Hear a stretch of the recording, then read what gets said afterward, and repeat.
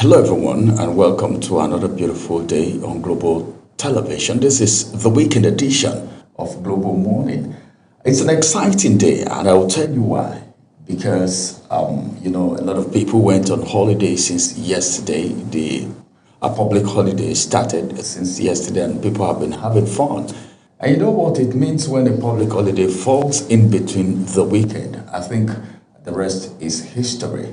My name is Ramsey Enoch Agbo, and of course, you remember this is Saturday weekend global morning. I'm not here alone.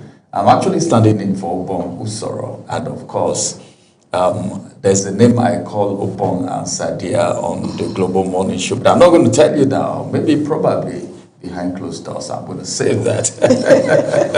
Good morning, Mr. Ramsey. Good morning, nice having you on set, or nice being with you on set for the first time. This is the first time we're getting on set together. Yes. Last week it was me and serious. Priscilla, and it was fun, exciting, and as well you this week. I think it's a plus. Yes. Although I miss Ubong Uzoro.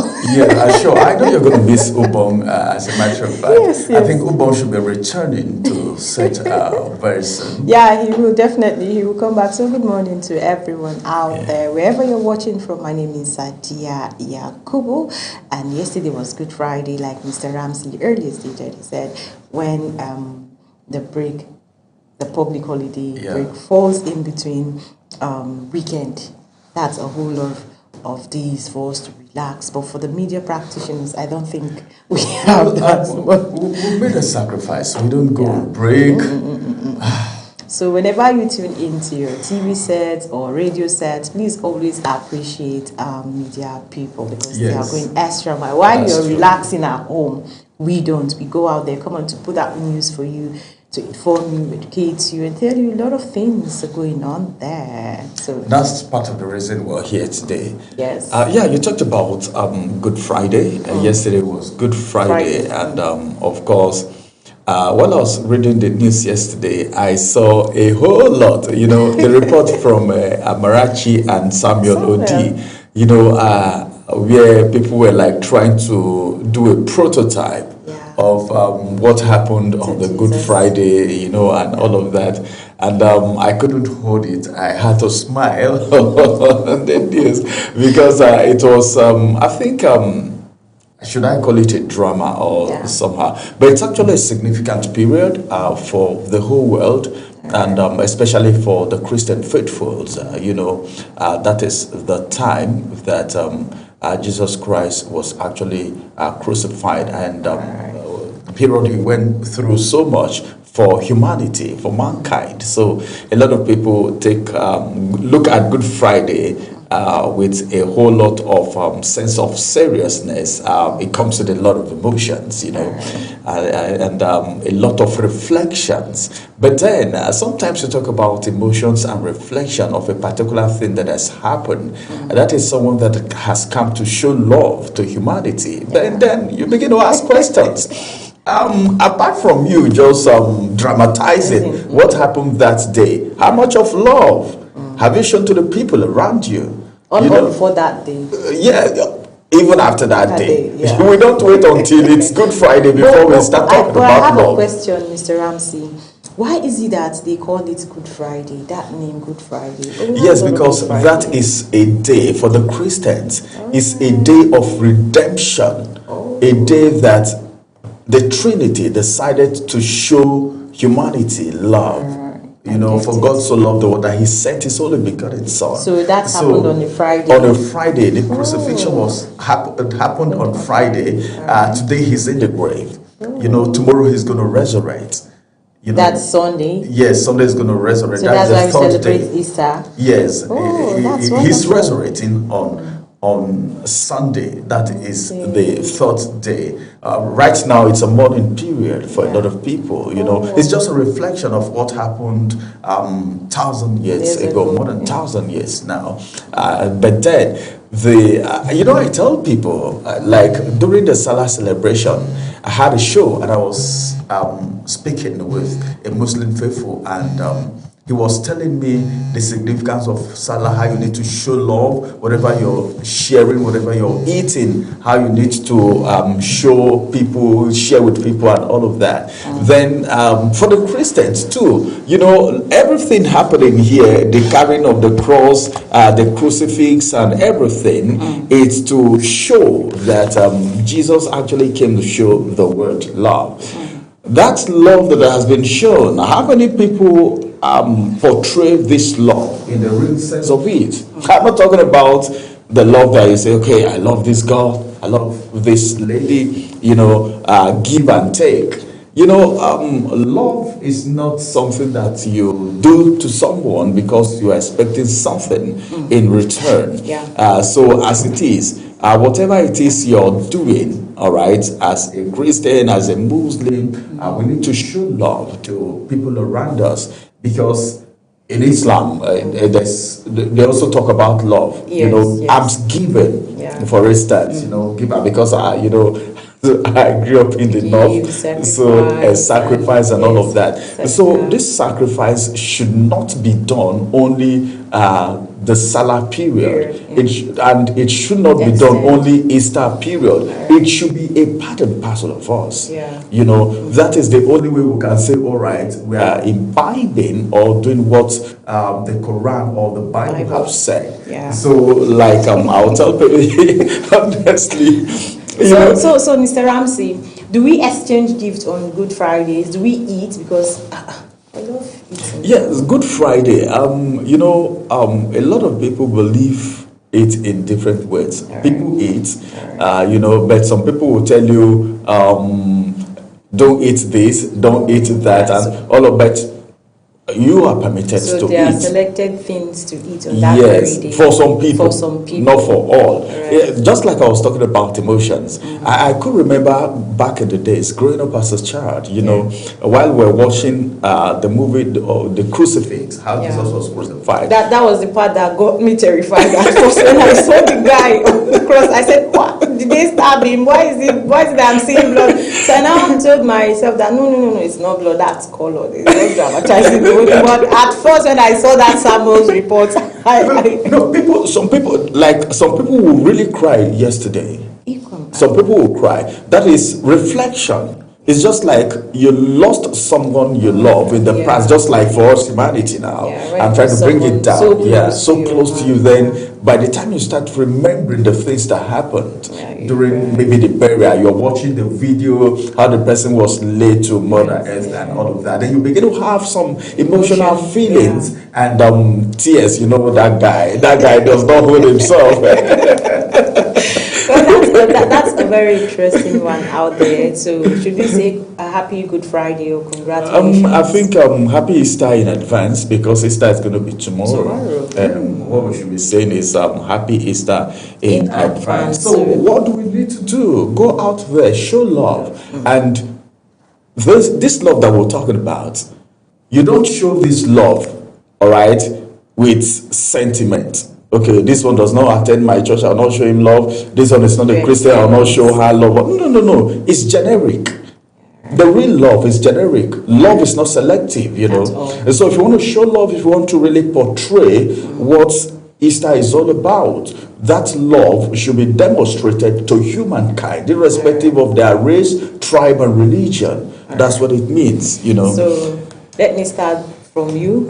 My right hand side, Mr. Ramsey, happy Easter in advance. Thank you very much, but I'm expecting a package. You have to give me a package. If people was here now, you tell me, okay, don't worry, I know what to do. That's what Bongu Soro would say. Well, everyone, it is a Friday and we're keeping it light. We don't want to make it. It is a Saturday. It is what did I say? You said Friday. Friday, no. Never. Backward, never. Forward, ever. All right. Yes. You know, I saw something this morning on social media, and it was a form of mockery. You know, from one of I don't want to call his name. All right, I don't want to call his name because I'm not sure if he's the one who wrote it, but it was on his page. Facebook page. Oh, I understand what you're trying to say. You are so age and you gave birth to so age, a daughter so age, and no, not even that. You know, it was really? a mockery of the ADC. There was a name he called them because he said when they appointed them as ambassadors designate, some people, there was a rumor that some persons were rejected. Yes. So one of those people that we are rejected now. That they said was rejected. Allegedly, because you can't really say categorically. He wrote something very long, mocking the ADC because of the situation. You know, that situation, a lot of people are even confused right now.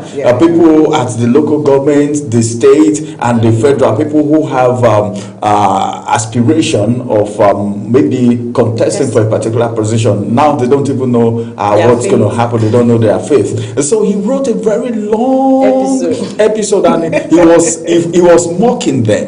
Now they said they were rejected, that himself and the other one, I don't want to call their name again, that they said it's all they were rejected as ambassadors to the countries where they were designated to. And he said, now, who is rejected? And he brought the picture of all the ADC caucus, David Mark, Atiku, El-Rufai, Peter Obi, Aregbesola, all of them. He brought their picture, he put their picture there. He now said, who is now rejected? Is it us that you said, the countries where they are sending us to rejected us, or you? Because now INEC has rejected you, the people have rejected you, and of course the federal government have rejected you. I saw that long episode and I said, well, it is not over yet. No, it's not. There was a protest and there was also a press briefing to that effect. But a lot of people are faulting INEC. For that. Because a few persons that I spoke to said, well, how comes INEC didn't do their due diligence and allow their name got into their portal? Then after a very long time, after the defection of Kwankwaso and every other person, of Kano State, then all of a sudden they discovered that there's problem in ADC and they had to go and remove their name from the portal. Some Nigerians now seeing it as if the president is behind all this. Although allegedly, have people not even said all the crisis in all the political parties is caused by APC? Allegedly, that's what people are saying. And we have a report. Yesterday, the APC did a press briefing where they clarified their needs, saying the president of APC has nothing to do with the crisis. I saw the secretary talking between about the INEC and the ADC and the court order. All the aggrieved political parties. So later on, we'll bring in, I guess, we'll have him talk about the ADC, the INEC, and then the court order as well. So we'll do that pretty much later. Yeah, we'll do, we're trying to let you know that you don't have to go away from your television set if you're connected to Global Television right now, because so much is going to be coming your way this Saturday. It's not going to look like the usual Saturday because we'll have so much loaded for you. At this point, we'll take a quick break. Then when we return, we'll keep you abreast with the major headlines for the day. What's trending? What's happening? What do you need to know? We're bringing it to your doorstep via the newspaper review after this break. Stay with us. Wake up with Global Morning, your daily guide to what's happening and making the rounds. We delve into headlines, newspaper reviews, spot-on analysis, policies, current events, real talk, real issues that affect us all. From the latest trends to the debates, every topic, every angle, Global Morning is where it all starts.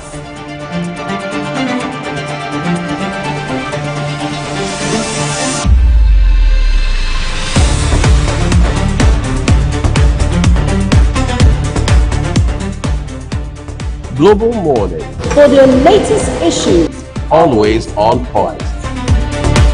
watch Global Morning Monday to Friday at 7 a.m., Saturday and Sunday at 8 a.m. on Global Television.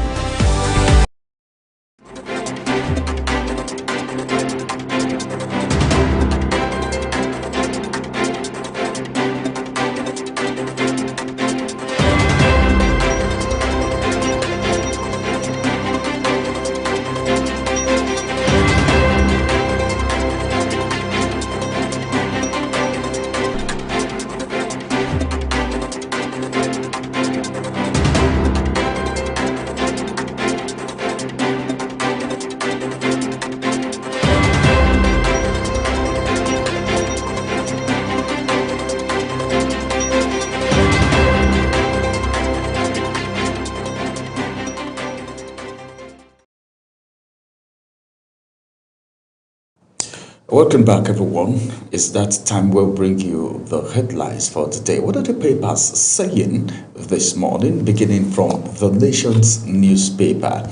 On the Nation's newspaper this morning, we have some very major headlines, where we have this one above the nameplate, and it says 2027 PDP can't sponsor presidential candidates. All right, Wike, as Wike is saying, remember after the convention, Wike said peace had returned. As at yesterday, he was even saying those that left should come back and should return. That peace has returned to PDP. All those that left, the returnees, they are welcome and all of that. But wait, Mr. Ramsey, do you think they'll really come back? Like they really go back to the party? After 2027, no, not before 2027, I'm sure. Because there were a lot of allegations. Yes, I don't know if it is allegations. Some persons say they were given something. I don't want to call the amount right here because I'm not sure. I didn't even verify it because there are no things better things are happening to Nigerians. So I don't even have the time to do the verification to know if they were given those billions that was alleged to the camp or whatever. But what I'm saying is that I think in the PDP, for instance, I think we have majorly Makinde still standing, as a matter of fact, because I'm not very sure of Bala Mohammed as it is right now. But then, how many of them left? What's the possibility that they would return? And some people said those governors defected because they don't want to be witch hunted. Allegedly, that's what people are saying. We're just telling you what Nigerians are saying. It's not us that are saying it. Not Ramsey. Yes, not Sadia that is saying it. Some people said, well, they were promised a second term, and for that reason, they would have to wait for the second term. If what they were promised allegedly is really going to work out in 2027, so maybe after 2027, they may want to defect or return back to the PDP. But then, how strategic and how positioned and how upstanding do you think the People's Democratic Party will be after 2027? That's another question.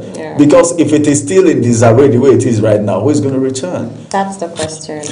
So, all right. Our next story, just like we spoke earlier before we went on break, we have the INEC and the ADC code saga.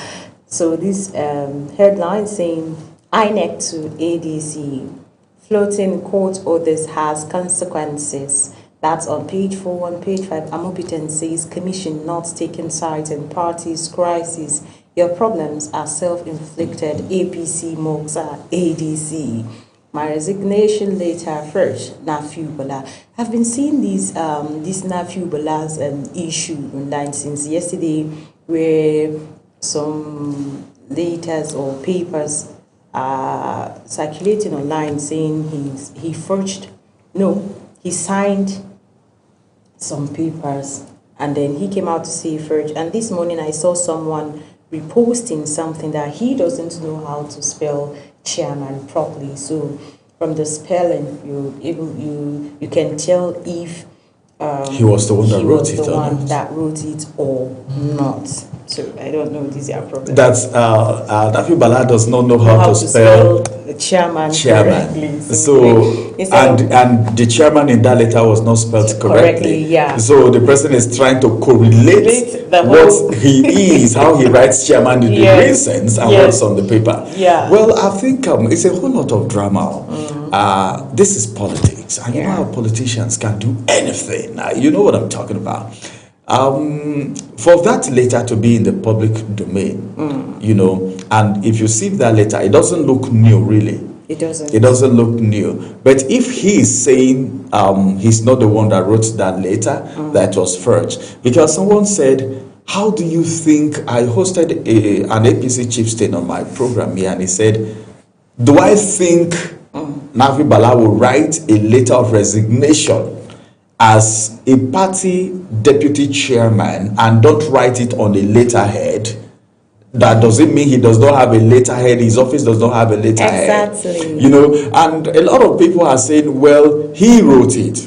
But then the question is, why is all of this saga happening now?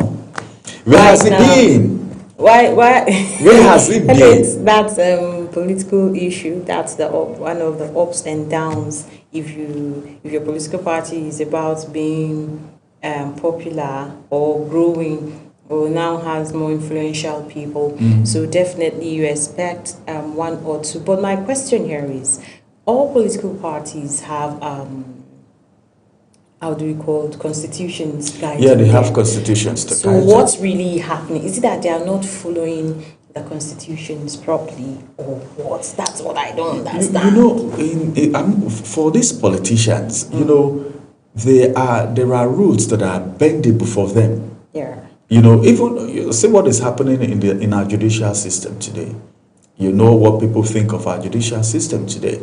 So I don't know if these people really have ideology, if they have rules, stringent rules that guide them. Well, whatever, we're keeping our fingers crossed. But for Nafiu Bala to say the resignation letter was forged, I don't know. Maybe investigations can still be done.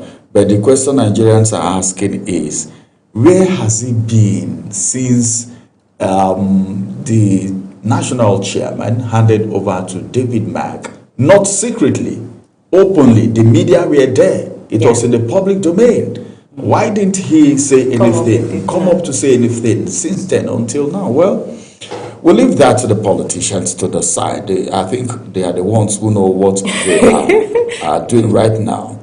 Nigerians have something bigger bothering them. Yeah, so let's move on to the next story. Why Tinubu met Plateau victims, stakeholders at Jos Airport presidency on page, is that 52, Mr. Ramsey, or 62? Yeah, the where that story is, right? Yeah, I think that is page 52. All right.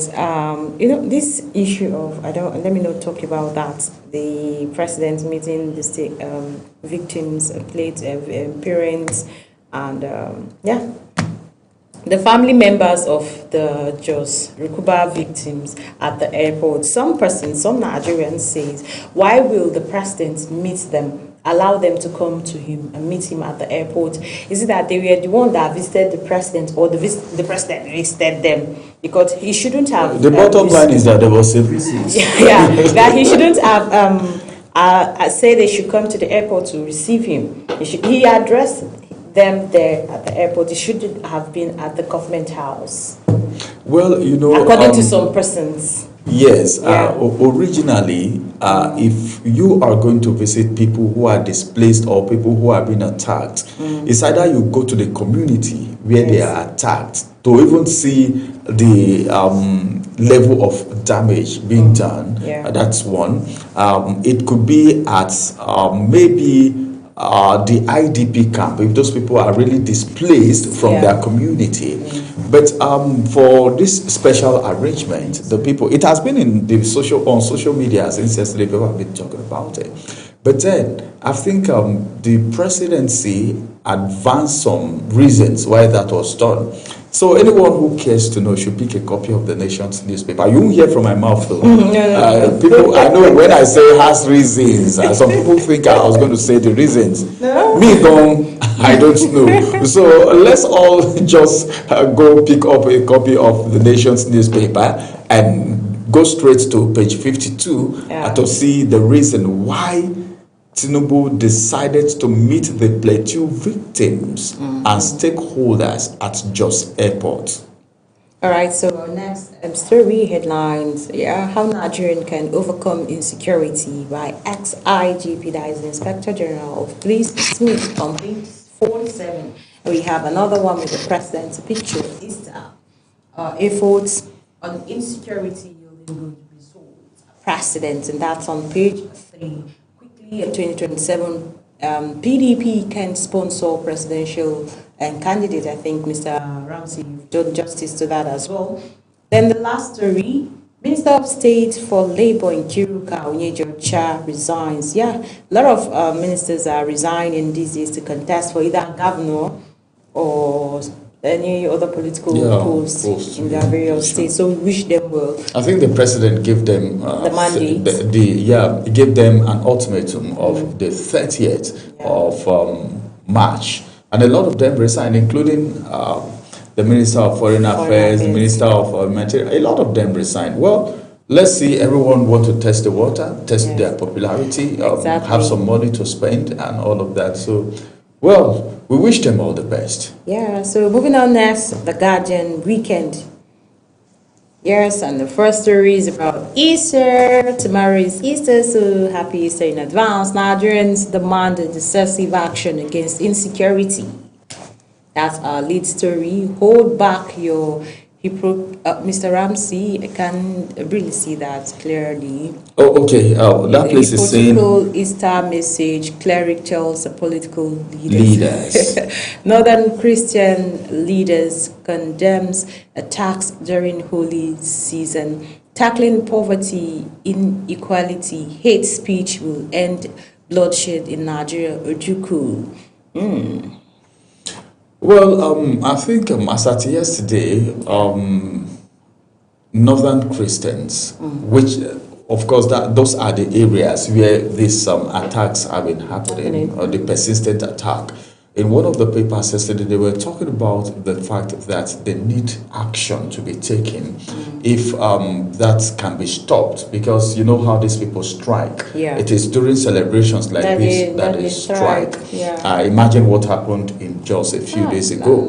And for the papers now to be saying that hold back your hypocritical Easter messages. This is coming from clerics talking to political leaders. You know, before now, if there are attacks, the only thing you hear is this one condemned, this one condemned. That's the only thing. You keep on hearing condemn on national papers, on national TVs and radios. You like condemn the member here, condemn the nationalist one. What about let's come one table and then see how we can work together to bring peace.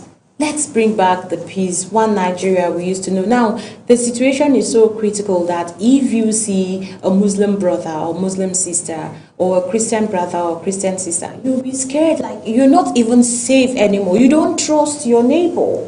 That's true. Just because of the issue of insecurity we have now. Yes. And this insecurity issue, both the Christians, both the Muslims, both the pagans, all of us are suffering it. Yes. So what are our leaders doing? Millions of naira have been pumped into this security issue, tackling the insecurity. And we're even told that there are collaborations with the United States. So with what just happened in Jos, do you think we have any collaboration on that? I don't know. I think like Samuel was saying yesterday on the Global Roundtable, it's not full-fledged yet. But then no one can say. Some people say they are on ground. But then the spate of attacks that we're seeing right now shows that, well, more needs to be done, because action. You see, this is a celebration period. You can't be celebrating in fear. It's bad. You're celebrating Easter, you're celebrating Christmas, you're celebrating Salah, the big and small, in fear. You're going to mosques to pray Subi or Fajr or Maghrib Isha prayer. You're scared because you have that thought, you have that thinking that they might come to attack at any moment. So that's imagine these guys that went to the mosque, planted bombs in the mosques and all. See, you know, this, I don't know. Nowhere is Nigeria wasn't like this. That's why I said before now, I could remember, I think I partly spent part of my life in the north. Before now, if there is crisis, if there is a riot and you run into the mosque, you are safe. Yes. People have that respect, you know, for these worship centers. You know, by the time you run, and you run into a mosque, whether you are a Christian or you are a Muslim, you have a breath, you know, at ease that you're safe already. But now these people are so, I don't know, I don't want to call them names, but then they are. I don't know. They don't respect God anymore. They don't respect Allah. They just go into the mosques and do whatever they want to do. Go to the church and do whatever they want to do. Well, I think the federal government owe Nigeria so much because actions need to be taken. And I'm not surprised that this cleric is saying all the leaders wishing people happy Christmas, Barakah de Salah, and all of that, condemning here and there, are hypocrites according to the cleric statement here. Yeah. So let's move on to the next newspaper. Yes, our time is far. Yeah, next newspaper is Saturday Sun. All right, let's quickly look at the Saturday Sun. APC, the lead story 2027, APC, ADC returned to trenches as opposition's ranks swell, ruling party using INEC to destabilize other parties. APC says ADC confused, desperate, urged INEC to deregister party. These are part of what we're going to talk about. There are campaigns, right? There are protests that Amopiton should resign. Amopiton is on a hot seat right now. Yeah. He's on the hot seat. He came into INEC on assuming the office of the chairman of INEC, and what was expected from them. People said, well, looking at his pedigree, he's a son, he's a prof, he's this and he's that, that, well, finally, we're going to have a credible election. But I don't know what's going to happen in 2027. But then let's keep our fingers crossed and see. Why we'll see how the whole nature unfolds itself. So our next story, tears, outrage as Lagos traders killed by police are laid to rest. Oh my God, that's a bad one. I think it's worth reading. Just pick a copy of the Saturday Sun. That's on page 6. Yes, and go through that. Why should the police? What happened? All right, that the police will be killing traders. These are people you are meant to protect when you're taking their lives. What really happened? There must be something there. So if you're inquisitive, pick a copy of the Saturday Sun and of course go through it for yourself. We have another one from Yusuf Turaki saying Nigeria won't have peace as long as some states practice Sharia. It's on page 23. That's his opinion. Why Tinubu met victims of Plateau attacks at Jos Airport presidency. Then what was that? I am children. 1 million children risk severe malnutrition in Northeast this year. UNICEF, and that's on page 7. Ibadan High Chief Sean's own coronations as Makinde urges them to kings, and that's on page 30. So that's all for Saturday Sun. Should we take the next newspaper? Or our time is up. All right. Okay, well, maybe let's just take one. That's the Saturday Vanguard. Okay, that's going to be the last. All right. Go ahead. All right. Saturday Vanguard. Lead story: how trillions approved by National House of Assembly failed to reach MDAs, that's the ministry, department, and agencies. Fight federal government ministry so far 98.7% funding gap. Lawmakers question credibility of Nigerian's budget system. Financial analysts advise Mr. Ramsey, please, what's that one? Economic impact. Yeah, economic impact. Jimbo identifies common fraud in budget. Then we have Governor Obasani seals a 115 billion naira energy deal in London. How to Baba lifts up Lagos. Then we have Mercy Key. And then we have obsessions for bigger sexual organ almost killed us. Male victims. How survivor plead dead to evade being killed. No arrest, yes. Move to Angam. Page 23 and page 6. That's about the Jos. All right. So I think that's all from us. Before we go, U.S. firm to engage Trump Congress over INEC's decision on ADC. I don't understand. I saw that and I was like, oh, well, It means the world is watching Nigeria as it is right now. Yeah, it is. Because every single thing happening in Nigeria, they are watching. But do you know that all these things happening in Nigeria, we have the social media playing its role? Yeah, see, if we don't, you can't take anything for granted. Exactly. If we don't always post all the countries you see, they have their own ups and downs, but you hardly see them on social media. So if you're here in Nigeria, you see it as if nothing is happening in other countries. They don't allow, they have control, let me just use that word, they have control over their social media space, but we here in Nigeria, we don't have. So everything we report, we just use it. So long as you have your Android or iOS phone, you have enough data, you just go live and they start reposting. But this, you're not helping your country. You know, a lot of people don't know that whatever you post on social media go very far. US firm, all right, to engage Trump's Congress. So it's a firm now that is engaging Trump's. Well, a lot of people have been speaking about things happening in Nigeria, especially the insecurity problem. Oh, well, let's see how all of that is going to happen. I think this is the size of the newspaper review for this morning, as we would want to get into the first conversation for today. We'll be looking at something very important because we are in a digital age. We just talked about the social media. How things go viral. You know, there is a way you can even use the social media productively. You know, but a lot of people are not looking at that aspect. They are looking at the negative side, the amiable side. You know, there's a way they call it in Hausa. The Guluma side, Guluma part of it, you know. But then there are so many things that you can do on social media profitably, productively.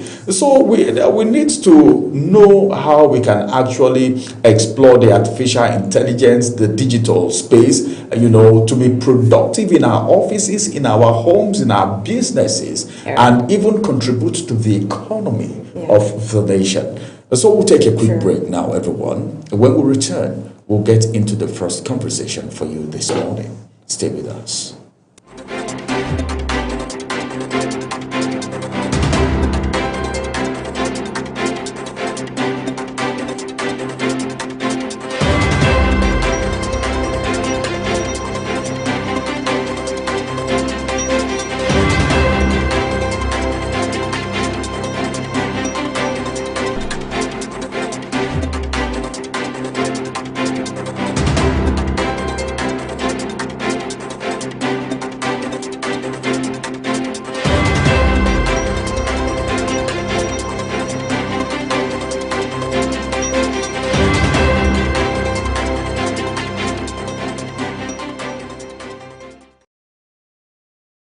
Wake up with Global Morning, your daily guide to what's happening and making the rounds. We delve into headlines, newspaper reviews, spot-on analysis, policies, current events, real talk, real issues that affect us all.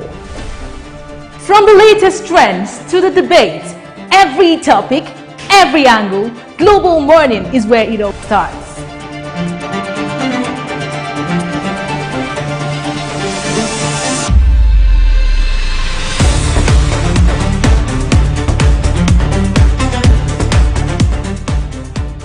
Global Morning, For the latest issues, always on point. Watch Global Morning Monday to Friday at 7 a.m. Saturday and Sunday at 8 a.m. on Global Television.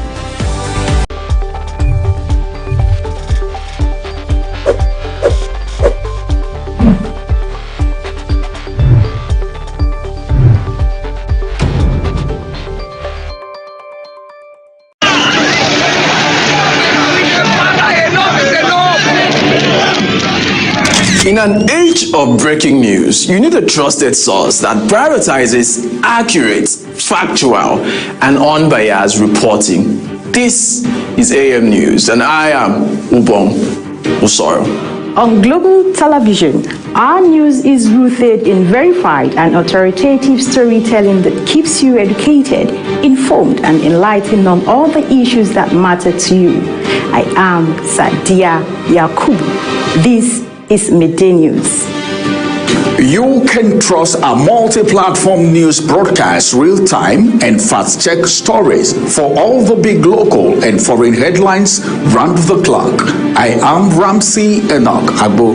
This is News Express. Our array of anchors delivers the news to our teeming viewers, breaking it down with context and perspective.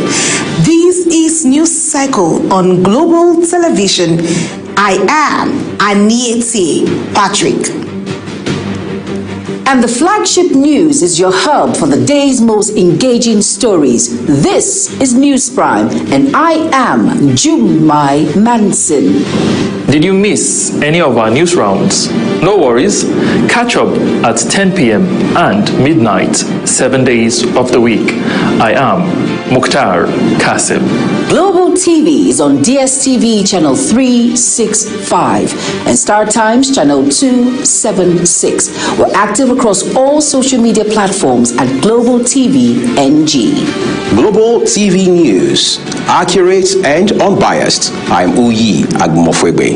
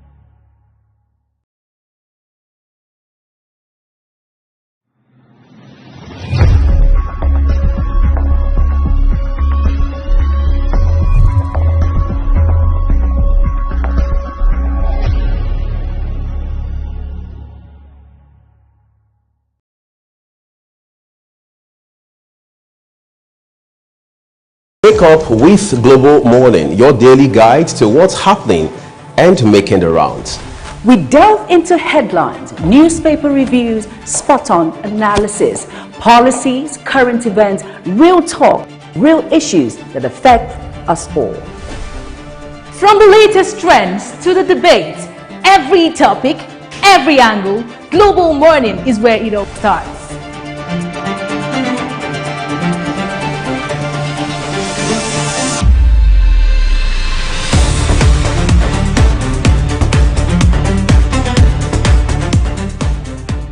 Global Morning, For the latest issues, always on point.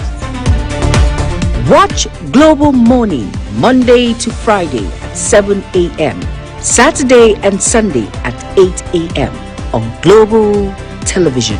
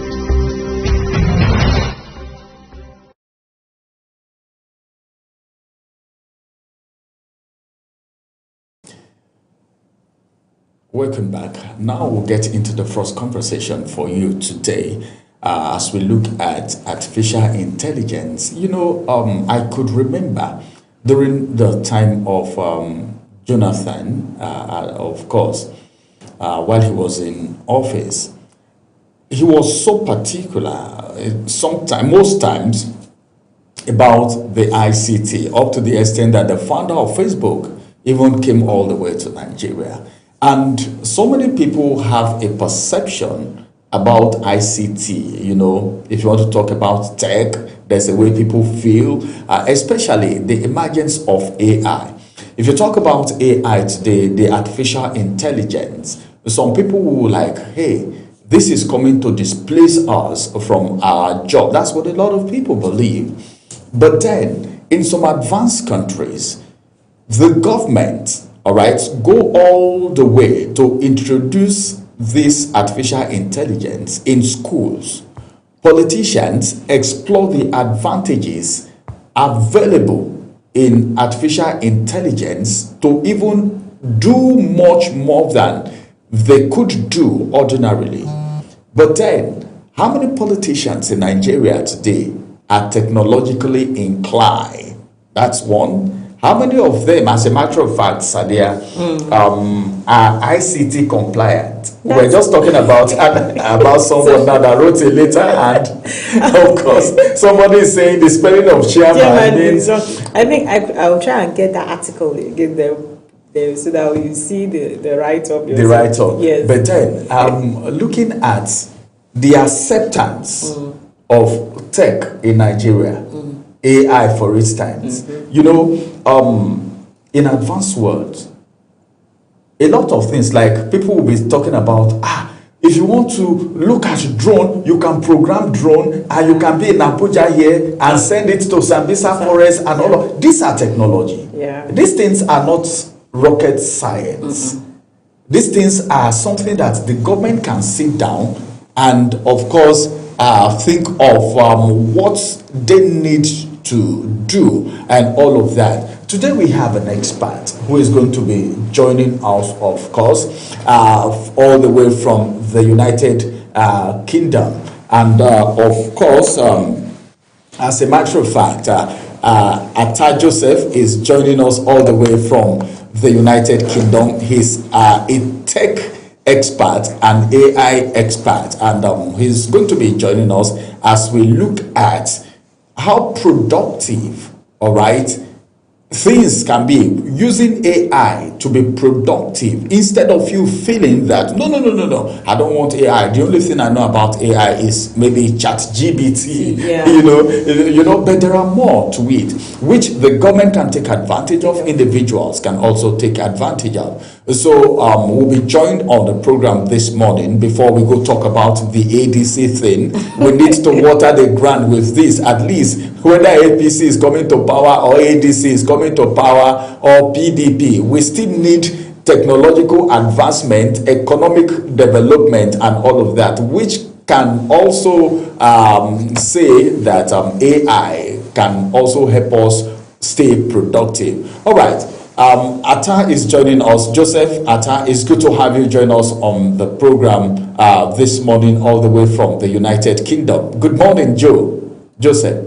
Good morning, Ramsey. Good morning. Thank you so very much to our viewers and to yourself. I am excited to be on the show. Thank you. All right. Let's get to know, when we say AI, all right, a lot of people hear AI. People call AI here and then. What is AI? Just your explanation. Just give us an explanation that a layman can understand. Okay. Thank you so very much.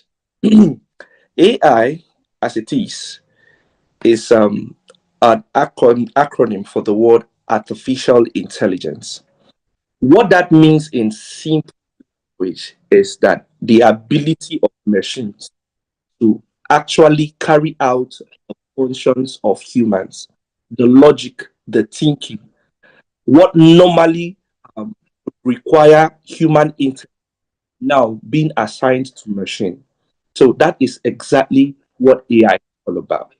And like you rightly stated, we are living at a very, very important and beautiful point in history. There have never been a better time to be alive. This is an opportunity that has coincided with technology. Prior to this time, some of the things that people can, achieve via their systems by themselves in their own capacity have been limited.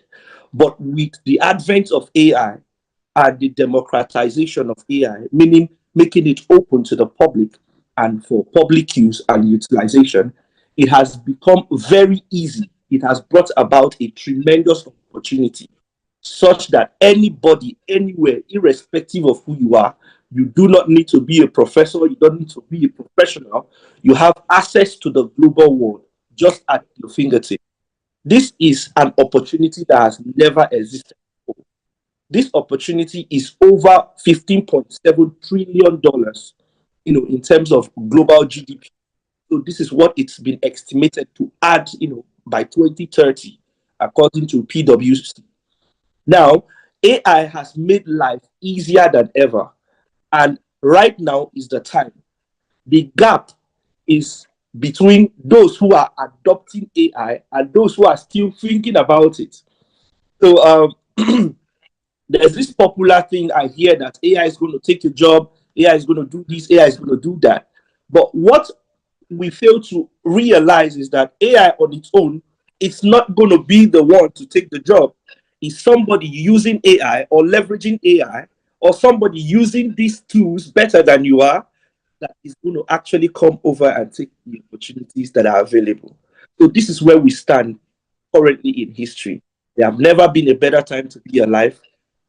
This is the best time, and this is the moment we can utilize, the tools that are available to become who, we want to become, because it helps to 10x our productivity. Thank you so very much, sir. Oh, all right, Joseph, thank you very much. I think that explanation went real down with a lot of people, including me here. Now, let's look at productivity right now. Nigeria is a country. I was so excited when you talked about the GDP thing. Now, talking about productivity, you are a Nigerian, even though you are based in the United Kingdom at the moment. Now, how do you think Nigeria as a country, Nigeria is one of the developing countries, how do you think this AI, artificial intelligence, can boost the economy of Nigeria as a nation, that is in terms of productivity?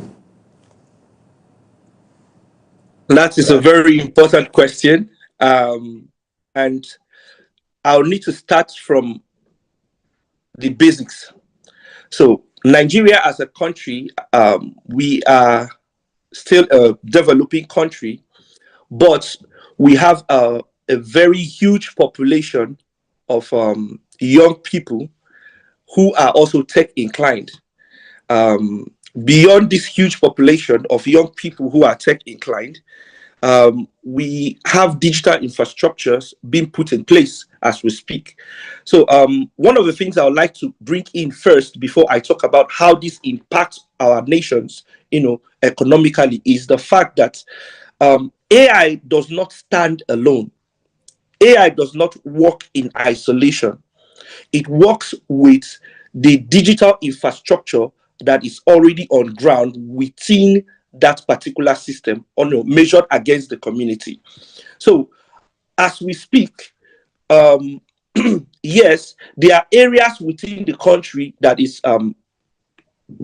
that are experiencing average to fairly good connectivity. But if you aggregate it all across the 36 states of the Nigerian Federation, you get to see that we have areas where the digital infrastructure facility, which AI rides upon, they are still defective. They are still under construction, and a lot of work needs to go into that. So what we currently measure as a community or as a country is, right now we are measuring connectivity. but connectivity does not equal to what I would term as meaningful connectivity. So AI comes to play when you talk about meaningful connectivity. Now, meaningful connectivity, don't mind the big grammar, is just talking about how this digital infrastructure affects humans, real humans, individuals, businesses. How does it affect their access to work, opportunities, education, healthcare, farming, whatever it is? So back to the question. Our Minister of Digital Economy, recently, he announced that there's a 12 billion Naira project called Project Bridge, bringing together a research to look into digital connectivity, access to all of these infrastructures. Now, what that implies for businesses is that if we are able to get it right and we are able to measure digital connectivity in terms of meaningfulness, the meaningfulness of that digital connectivity, then it is going to translate directly first to individuals, then to businesses, and then overall it's going to have that effect on the entire economy and GDP of the entire country.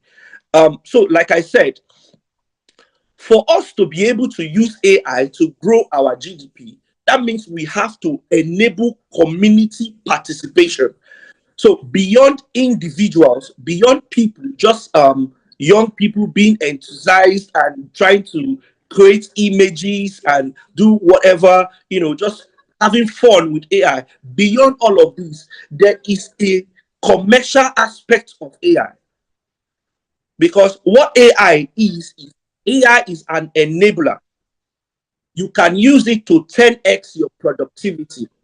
Let's break it down. Let's say, for instance, I'm a business person in Nigeria, and my business, let's say I'm a farmer, for instance, and in my farm, I farm, different crops.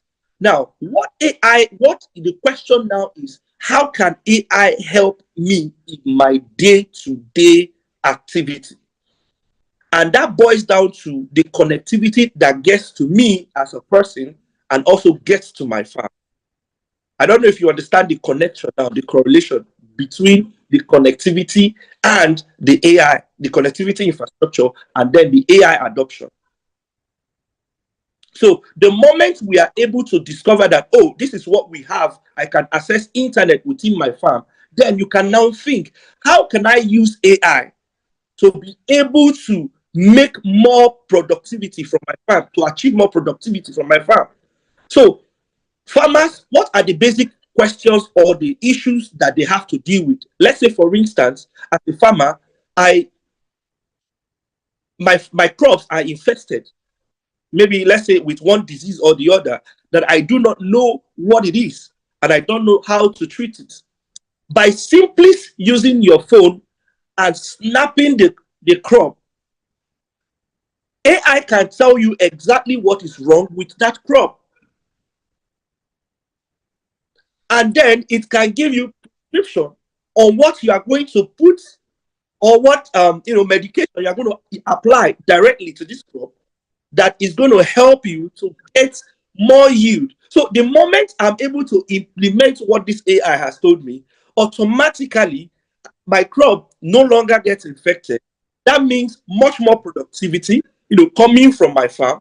And then you can also ask further questions. You can even leverage it beyond just asking questions to making it an agent, an assistant. Because the world right now, as we speak, people are, we are currently in the agentic phase of AI, where people can assign roles to AI as an agent. So just like you have staff within your organization, let's say you have secretary, taking notes and writing, taking inventory of stocks of what is available and what is not. You can assign an AI agent to become your secretary. You can also assign an AI agent to become your research partner. You can also assign another AI agent to become your marketer.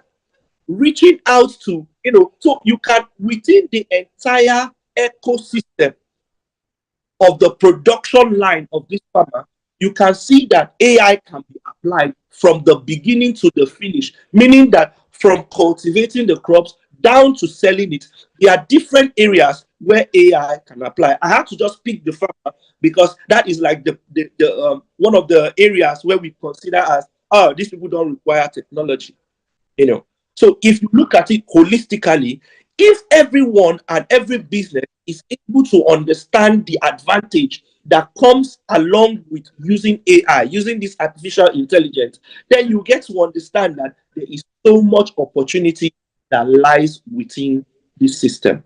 And therefore, automatically, it's going to create a multiplier effect, a domino effect on the economy of that community, as well as the economy of the state, then the economy of the nation as a whole. This is where we are talking. This is where we're coming from. This is beautiful.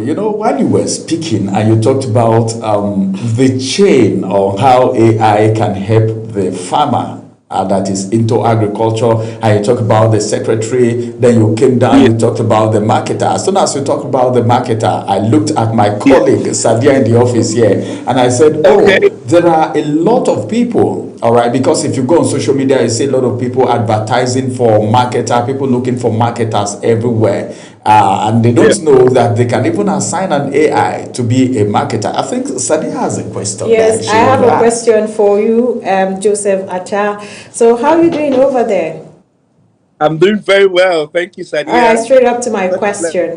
Do you think AI will in any case replace human jobs or create new opportunities? You talking about AI being assigned as a secretary, and if you tell AI about your crops, the issue affecting your crops, it will tell you what the problem really is. So do you think AI can replace human jobs or create more opportunity? Thank you. This is a very fundamental question where people actually think that AI is going to replace their job. What I will say is AI is not going to replace you, but somebody who uses AI is going to replace you. In every workspace, people are looking for efficiency. They are looking for competence. They are looking for the ability to deliver seamlessly. Now, as it is, there are different kinds of job roles. Yes, the most affected currently are jobs that are, repetitive jobs, especially that has to do with clerical tasks, imputing data, drafting document, proofreading, etc., which is largely powered by the large language model, of AI, which are, the basic example is the ChatGPTs and the Claude of this world, Now, but going in depth beyond this, there are a lot of other models, right, that are currently available. The opportunity that is out there is enormous. And like I said, back when I was in Nigeria, one of the things I advocated for is that we have a need to evolve. What does that mean? A wise man once said that if the rate of change outside the system is faster than the rate of change within that system, then the end of that system is near. What does that tell you? That is actually from Jack Welch, one of the past GMDs of General Electric. What that means is that if the world that you are living in keeps changing, keep advancing, keep making progress, and then you as an entity or as an individual refuse to make progress as much as the world is making progress, then just know that your end is near, right? So I'm not going to say directly that AI is going to take your job, but AI is actually going to take your job if you look at it, because the people using AI are the ones that are going to take your job. So by the end of the day, all you need to understand is we had the industrial revolution. We had the technological revolution that came in, and a lot of companies did evolve, others did not. I don't know if you remember companies that you used to see back in the days. You remember when we used to take photos, like back in the days, where somebody would you'll be able to just print out a film, a long film. And so all of these companies, ask yourself, what happened to them? Ask yourself. So this is actually what will happen to individuals. Some of these companies is not as, let's look at companies like, let's say Nokia. You remember there was a point in time in Nigeria where every family, there was actually someone who had a Nokia phone, who had a BlackBerry phone. Ask yourself, what has happened to this company? Is it that these companies have completely gotten off the radar? No, some of them are still there. Some are totally out of the equation.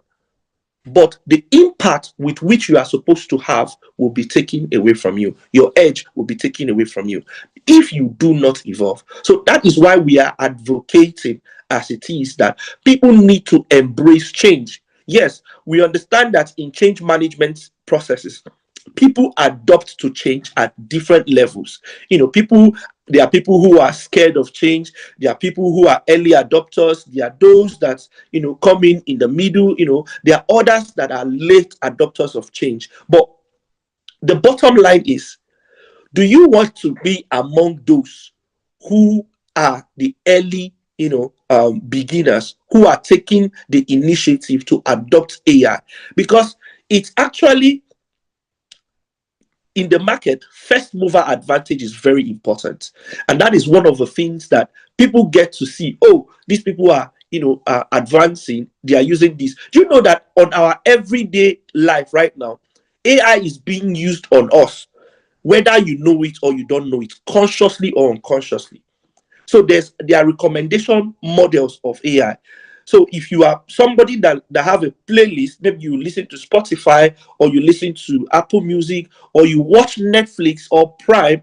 Now, how do you think the system comes about recommending a movie or a song to you?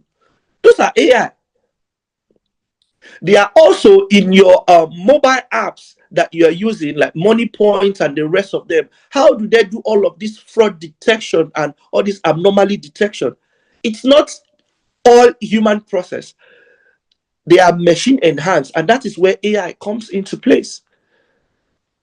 So in our day-to-day life, like I said, AI has become like an integral part of our world. The earlier you begin to adopt this AI, the better for you. So yes, it's going to take your job, and no, it's not going to take your job, meaning that it's a human being with a human face that's going to take your job. It's just that the person has the superpower of AI.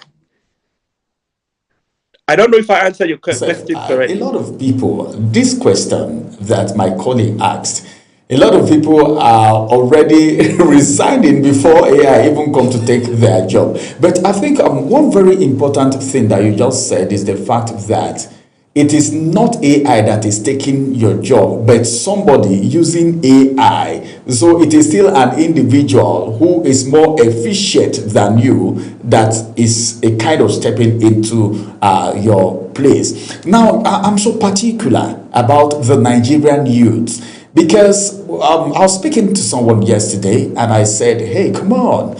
We've been told that we are the leaders of tomorrow, and tomorrow has refused to come. Now, what can we do, all right, to take over the stage? Because they said power is taken and not given. Now, leveraging AI, for instance, for productivity, efficiency, and excellence. What does it take? How do we get to that level? That's my question for you right now, Joseph. A very important question. That this question as the core of this conversation. Leveraging AI, it's if you look at it, it looks bogus from the inside, from the outside rather. But if we break it down in the real sense of it, it just tells you that there is a system out there. How can I be a part of this system? So it first of all boils down to you understanding your day-to-day processes. What are the things that I do on a regular basis that I need to make faster, that I need to make better, that I need to, improve the processing around it? So because these are, if you understand your internal process, what am I doing? Ask yourself this question: what am I into? Am I a student? Do I need to learn better? Do I need to understand better? Do I need to research better? What are your goals? What are your objectives? I think this is the bottom line first before you now start thinking of which AI tool, which AI enabler, because currently the market is littered with a lot of AI, and the adoption is lower than what is being pushed into the market globally, right? So the goal now for every individual listening to me is, can you take out a 30 minutes and outline your business processes, outline your goals, outline your objectives, see some of the repetitive tasks that you are doing, check out what are the things that normally take time in your processes. What are the difficult tasks that, if you know that you are able to break these particular tasks down, it will 10x your productivity? These are the questions to ask. The moment you are able to identify those tasks or these tasks, then you have succeeded in breaking it down for the first stage. The next thing you need to do is now ask yourself, what are the available AI tools that I can use currently in the market or within my environment, within my reach, that I can actually use to solve these problems that I have identified? The moment you are able to match between your goals, your objective, the processes, and the things you ought to automate or make faster, make better, the moment you are able to discover this, you have solved 70% of your problem. Then you can now narrow down on a particular AI tool. Let's say, for instance, you are a marketer. You have been employed as a marketer, and you discover that most of the problem that you encounter is in creating content, in generating content that you use for this marketing. Email, reaching out to sending that the normal email list that you have is already there, or you even need an email list or a client list. You can use AI for some of this research. They can give you email lists. They can create an email list for you for your potential, or they can even help you to identify potential customers within your sector that are interested in the solution that you are offering. So it can also help you to create content.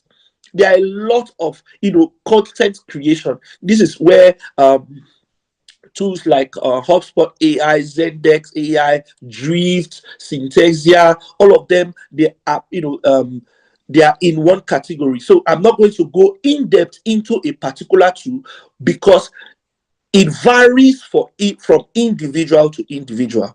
And as an individual, maybe you are in finance, you can now say, oh, I'm always using Excel. I'm always documenting things in Excel, using spreadsheet. So what are the available options that I can use? Those are the kind of questions you need to start asking. So if you are in operation, you are working, you are interfacing with different people on a daily basis, different operations. That means you need to understand that there are also tools that you can utilize. So the moment you are able to match your goal with the tools, because the tools are enormous, there are a lot of them, there are plenty, and they are spread across the industry. So what you need to do first is identify what are your processes, what are your pain points, in which area do you feel the most stress when doing your job. If you can identify what stresses you out the most while you're working, then you can go ahead and search for AIs or tools, AI tools that solve those particular problems. If you are a writer, for instance, a creative writer, then you need to understand Perplexity or Manus AI, some of those AI that are into research that help people to write. Grammarly, can help you to humanize. Some of Claude is also there, so you can use it to humanize your writing, create. So it boils down to you as an individual, first of all, identifying what you want to achieve with AI. So, like I said, AI is an enabler. It is there as an assistant to help you 10x your productivity. Thank you. You want to ask a question? I should go ahead. I wanted to, but then we're running out of time. Yes, we're running out of time. But before we go, what would be your recommendation for the Nigerian government as it has to do with leveraging on AI, of course, for productivity, especially in our economy? You mentioned the GDP, when you got started. So what would be your proposal for Nigeria? Because your kind is what the government should be looking for. Nigeria has been rated as one of the global users, one of the top global users of AI. This ranking, this indices is out there, meaning that Nigerians have the appetite for emerging technology. And they have also gone ahead in this research to find out the quality of work being done, from the Nigerian space, and realize that the highest research is coming from Nigeria as a country. That means that Nigeria as a country is one country that is very interested in education, in research, in academic work, and we have been leveraging AI. Now, what is my proposal? We have over 200 million people, which the vast majority of population are youths, scattered across the 36 states plus the Federal Capital Territory, making it 37. We have to look at the foundation. First, can we create meaningful connectivity? Meaning meaningful access to connectivity. Because for the majority of these people that are going to be using AI, for the most part, it requires a lot of bandwidth if you are going to do something substantial in terms of upload, even much more than download. Don't mind me, this is quite technical, but in every connectivity, there's upload and download. Now, a lot of this has to do with uploading data.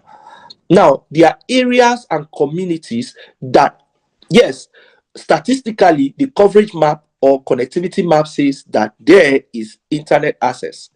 But how does this translate to humans? So my recommendation, one, is that we build the highway sufficiently. And I'm already proud of what the minister is doing, the 90,000 kilometers of fiber that is going to be laid, and also the Project Bridge, which is bringing research, trying to bring intelligence to how these 90,000 kilometers is going to be deployed. Now, my further recommendation is that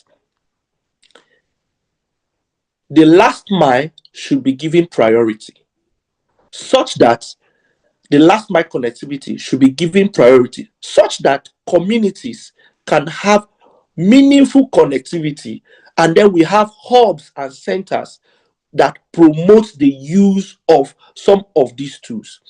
Beyond that, there should be like an accelerator program, or there should be a lot of accelerator programs scattered across the 36 states and federation and the Federal Capital Territory, such that people can have access to the paid version of some of this AI. Because the problem with AI right now is that it's tokenized, it is paid. People have to make payment to achieve certain level of quality. Yeah. Our time is already up. So this is what we'll do. We need to talk about this again, because I am even learning so much, and Nigerians are also learning, but then we will have you again. Our time is up, but then we will have you again. I want to say a very big thank you to you for taking out time to bring this informative and educative aspect of AI to us today. Thank you very much, Joseph Atta. Thank you, Ramsey. Thank you, Sadia. It's such a pleasure to be on your show. Thank you so very much. We do have a wonderful day and happy Easter celebration. In advance, yeah. He definitely tried his best. You were wowed. I saw you. I was like, wow. So AI could do this much. I know that AI is good, but then I don't know it has a lot of things to do. I asked them that question because from these explanations, I felt, all right, one day AI might replace all of us. You and I don't need to sit here. Maybe we'll get AI to do the whole thing. I love his response. Yeah. He said, it's not AI per se. Yeah. It is when you and I are reluctant and refuse to upgrade ourselves, that somebody that has upgraded himself are more efficient and excellent than us, leveraging on AI will take over our job, not AI itself. And that aspect where he talked about, I was actually going to ask about agriculture. He said you'd have to ask AI if something is wrong with your crop. Yes. It's just to take a photo or a photo of the crop, then you upload and ask questions and prompt. And AI will tell you what to do and all of that. This is serious. The area of marketing actually worried me too. I think we need to use AI now to market. Or don't you think so? Yeah, I think so too. Let's give it a trial, at least. Let's do that. Yeah. But what do you think if the Nigerian government, though he has given kudos to the minister, the minister is doing well, I think that is what we need. And the other question I wanted asking before we didn't have enough time is, what will happen to the people in public service, civil servants?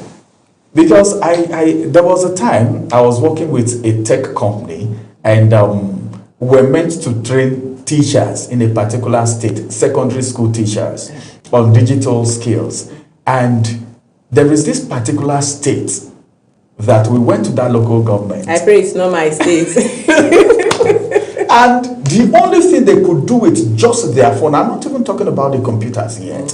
The only thing they could do with their phone is SMS and calls. Really? So don't even know how to locate a browser on their phone. Not to talk about prompting or searching. Then I was asking myself, how do they do researches to teach these children?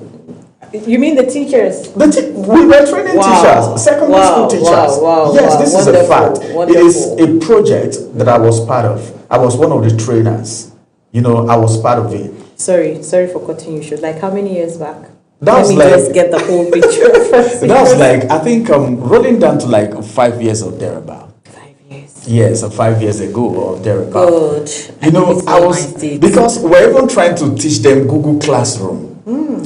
How you have to give assignments. You don't need to come to the class and put it on the board. And they do it and they submit and all. We're trying to, but then it was very difficult because though a few among them were able to comprehend, but majority, you have to be moving from one seat to the other to type on their system for them to see what you're doing and all of that. Just browser. You tell somebody, do you know what Google is? Yes, some people don't know what Google is. And they are teachers. So what do you expect them to step down to? What were they teaching the children? So when you talk about children being half-baked and all of that, see, the most important thing is we need to upgrade ourselves in every field. Whatever it is you're doing, in all your endeavor, try and update yourself on a daily basis. I could remember my boss would call some people analog and digital.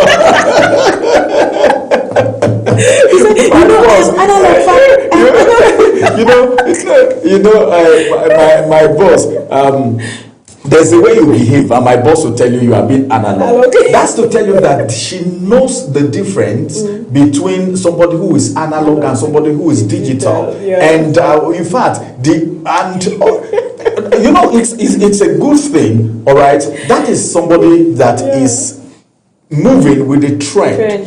You understand? Because it is one thing to know when somebody is analog and somebody is digital. I have heard her talk to some even youths who are analog, who are behaving analog, who are doing things the analog way, and she'll be telling them, do it the digital way because you're going to get a better result. And that will go a long way. If everybody, you know, will have that sense, you know, will have that mentality to know the difference between analog and digital and how productive you will be if you do research. She's somebody that talks about research all the time. Research your topics, research this before you go. You know, I'm trying to say the reason why I'm giving this example is because we're talking about people in civil service and the training that I've done for some teachers, you know, and their response and their acclimatization level. You know, so I don't know, no matter who you are, at every level, whether in civil service, in public service, in private sector, wherever you are, endeavor to upgrade yourself on a daily basis because it's going to go a long way, helping whatever you do, because life is all about productivity, efficiency, and excellence. So if you want to sell, if you want to be a hot cake anywhere you go, you have to be productive, efficient, and imbibe excellence. All right, Sadia, I think we need to pay way for the next conversation.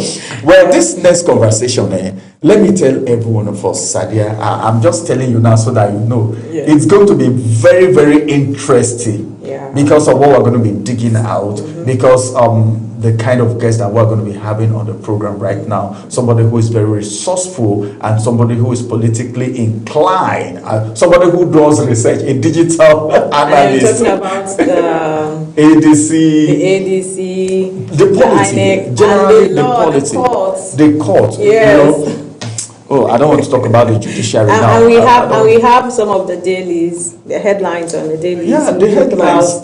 The court, the INEC chairman making a certain statement. I think was it on Punch or Vanguard newspaper? Yes. Those so things maybe these are facts. At the course of the discussion, we'll talk about all of that. That's the reason I said it's going to be very interesting. Maybe I'm going to dig out that post on social media. Please do. And I'll try and get that of that chairman that they said couldn't spell. No, please don't go there. Please, I'm begging you, don't go there. Please. I won't go there. All right, everyone. It's a very fruitful day. It's a very interesting program we're having right here, and I know you can attest to that. We'll take a quick break. After this break, we'll return with a second conversation for you on this edition of Global Morning Weekend. Stay with us.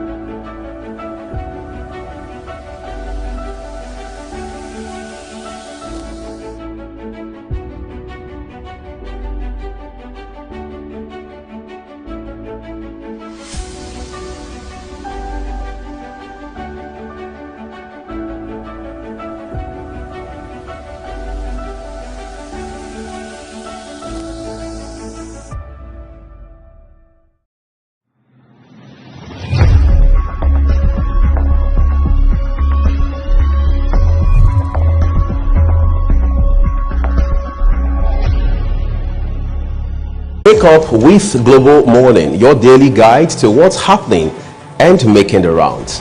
We delve into headlines, newspaper reviews, spot-on analysis, policies, current events, real talk, real issues that affect us all.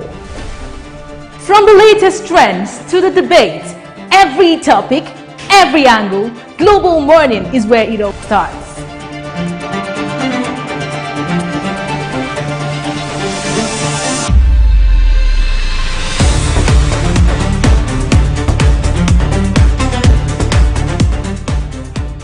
Global Morning, For the latest issues, always on point. watch Global Morning Monday to Friday at 7 a.m. Saturday and Sunday at 8 a.m. on Global Television.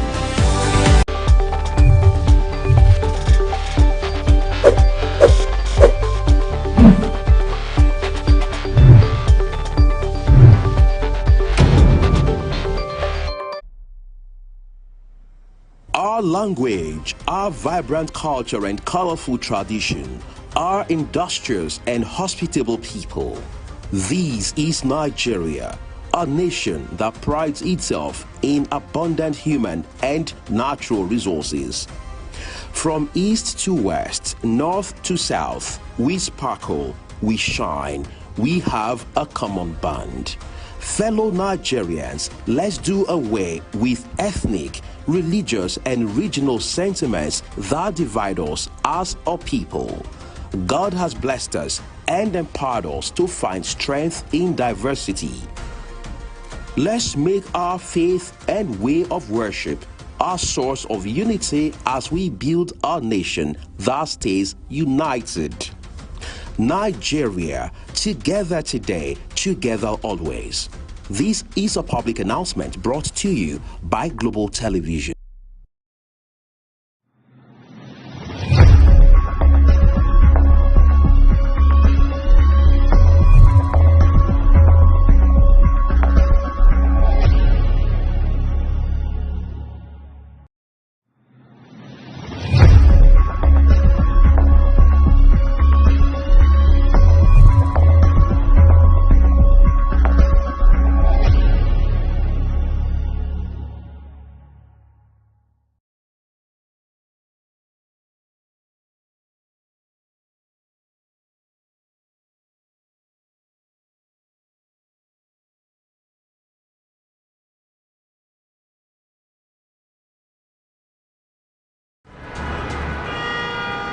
Want to stay ahead in Nigeria's fast-moving economy? Tune in to Business Point with Kikelomo Okere on Global Television, a program that examines the Nigerian economy and explores government policies shaping growth and development. From market trends and investment opportunities, in-depth discussions on economic policies, Business Point brings you the insights you need to understand how Nigeria's economy affects businesses and everyday life.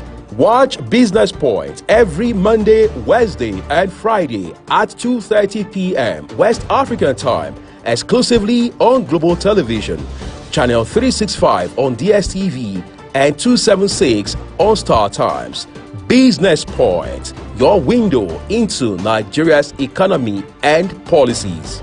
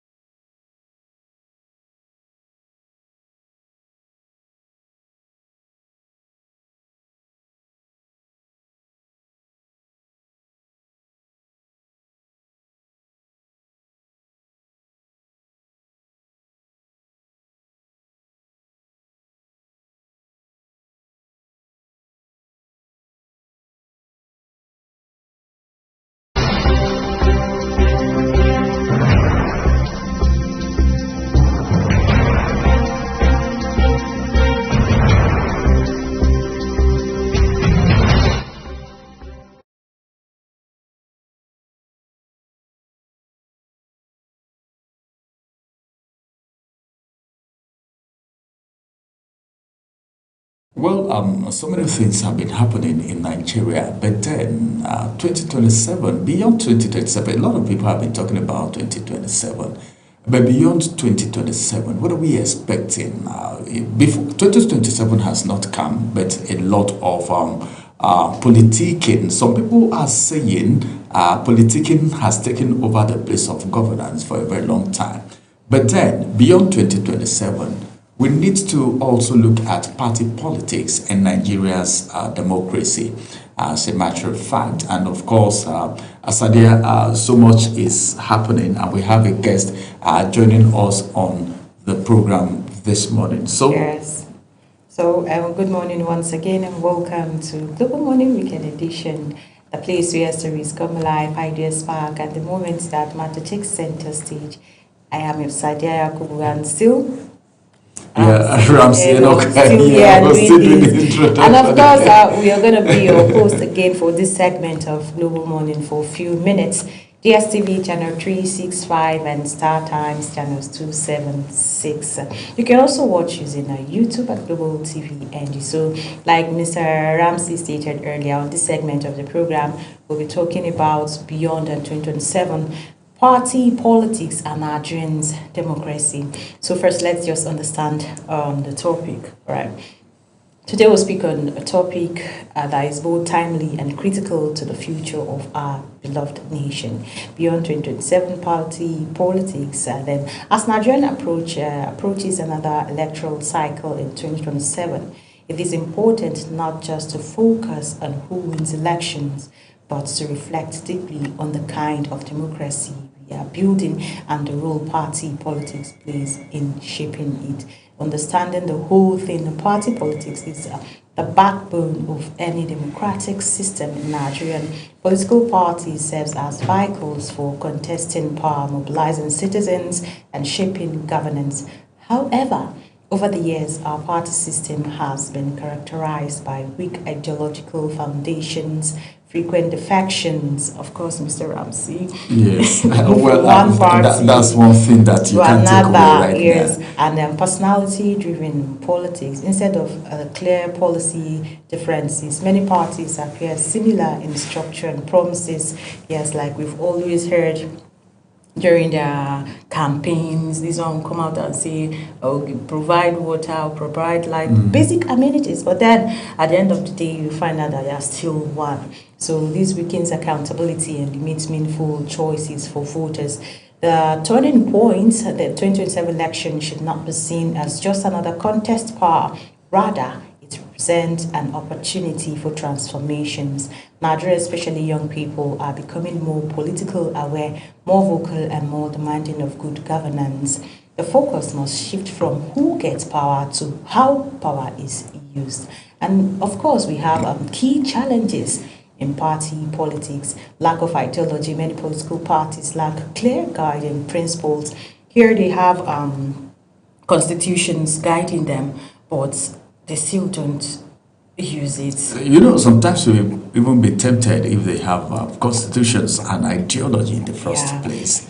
And then we have the role of godfatherism. Yeah, I think one of the things that are seriously eating into our politics is godfatherism, and our guest is going to be talking about that any moment from now. Let's get into the conversation now.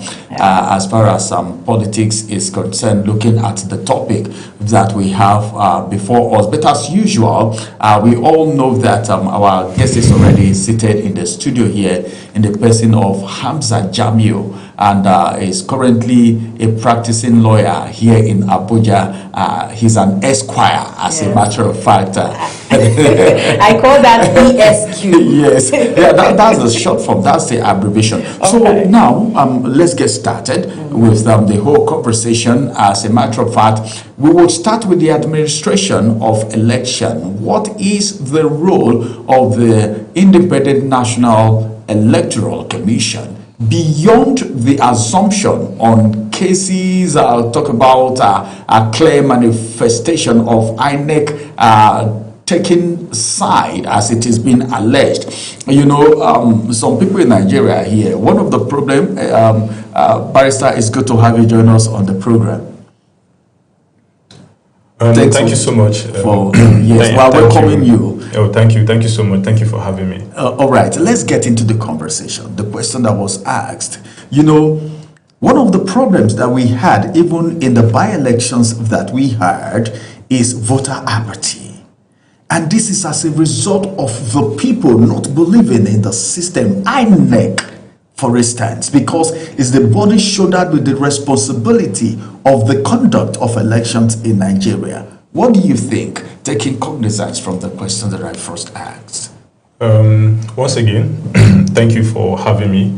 I must say that while I was on my way here, while I drive through the city of Abuja, I looked through the city and I wept for Nigeria bitterly, because Nigeria is fast approaching a situation of comatose, and if not attended to with every urgency, we might be heading for doom. And it is our wish that Nigeria does not head that way. You know, the issue of voter apathy is as a result of the lack of trust that Nigerian people no longer have in the institution, which is INEC. INEC being saddled with the institution to be an unbiased umpire has failed in living up to the expectations expected of them by the Nigerian people. So it is sad. And given the position that they've taken very recently in intra-party politics, you can tell that INEC is obviously now a tool for in the hands of the ruling party APC.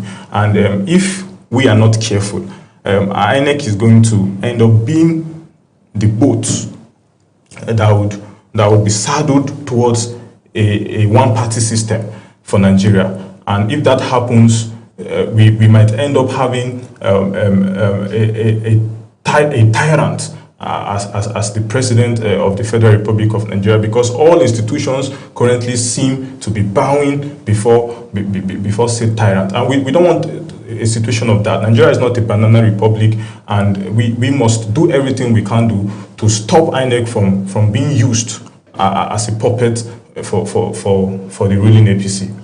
You know, this is a worrisome situation. I can see how pained you are, saying this as a Nigerian. I know the point you're talking from, because you interact with the average Nigerian on a daily and looking at the situation. Let's look at INEC, for instance. But then INEC is Independent National Electoral Commission. As it is right now, how independent is our INEC looking at what is happening right now? Because if you say INEC is being used, right, by a particular political party, it is one thing that a lot of Nigerians say. During the past administration, the same thing they say. And how do we justify this statement, or this belief or mindset or school of thought? The facts that INEC, or leading to the conclusion that INEC is a puppet in the hands of whoever sits at the top in the federal government, are all in the public domain. So looking at history, or let's go back to past elections. During the elections bringing about the administration of the second time of the late President Muhammadu Buhari, we knew what transpired in that election. We knew what the Electoral Act at the time provided for as regards the transmission of electoral results. We knew all of that, and we knew the role INEC played.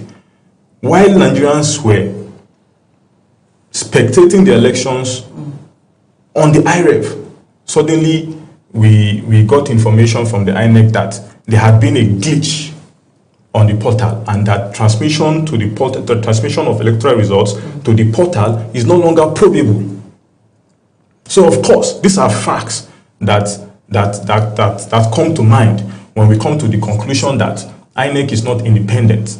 INEC is largely and substantially dependent on whoever sits at the top in the executive, whoever heads the federal government of Nigeria at any given time is whom INEC is subservient to. And these are facts that are in the public domain, and it need not be overemphasized. All right, so can you tell us about the 2026 Electoral Act? You know, we had Electoral Act 2022 reviewed, and we now have another one, 2026, which has been passed by the National Assembly, signed by the President into law. Do you think there are loopholes in it? There are, of course, loopholes. There are quite a number of loopholes. But the critical part of, or the critical provision of the Electoral Act of 2026 that became a national issue was the transmission of electoral results digitally in real time. That was the issue. And surprisingly, the will of the people is not reflective in the Electoral Act of 2026. We can see the speed with which the Senate and the House of Reps passed that electoral bill, and immediately, in less than 48 hours, the President immediately signed same into law without waiting to collate the expression of interest of the people in that electoral bill. So, the loophole here is that we are still where we are. The mischief that was sought to be remedied has not been remedied. By having a proviso that says, in the event there are glitches in some polling units, then the electoral presiding officer in a polling unit is now vested with the discretion to record or transmit results manually. By doing so, we all know we are Nigerians. We all know what will happen at those polling units. Even polling units where there are obviously network stability. We are going to be having INEC presiding officers claiming that there were no network in those polling units. Therefore, transmitting those results manually. And when you transmit results manually, you, at that point, you are going to have the opportunity of manipulating results. And this was the mischief that the Electoral Bill of 2026 sought to cure. But unfortunately, because of politics and for the fear of losing the 2027 election, they left that proviso in the Electoral Act of 2026.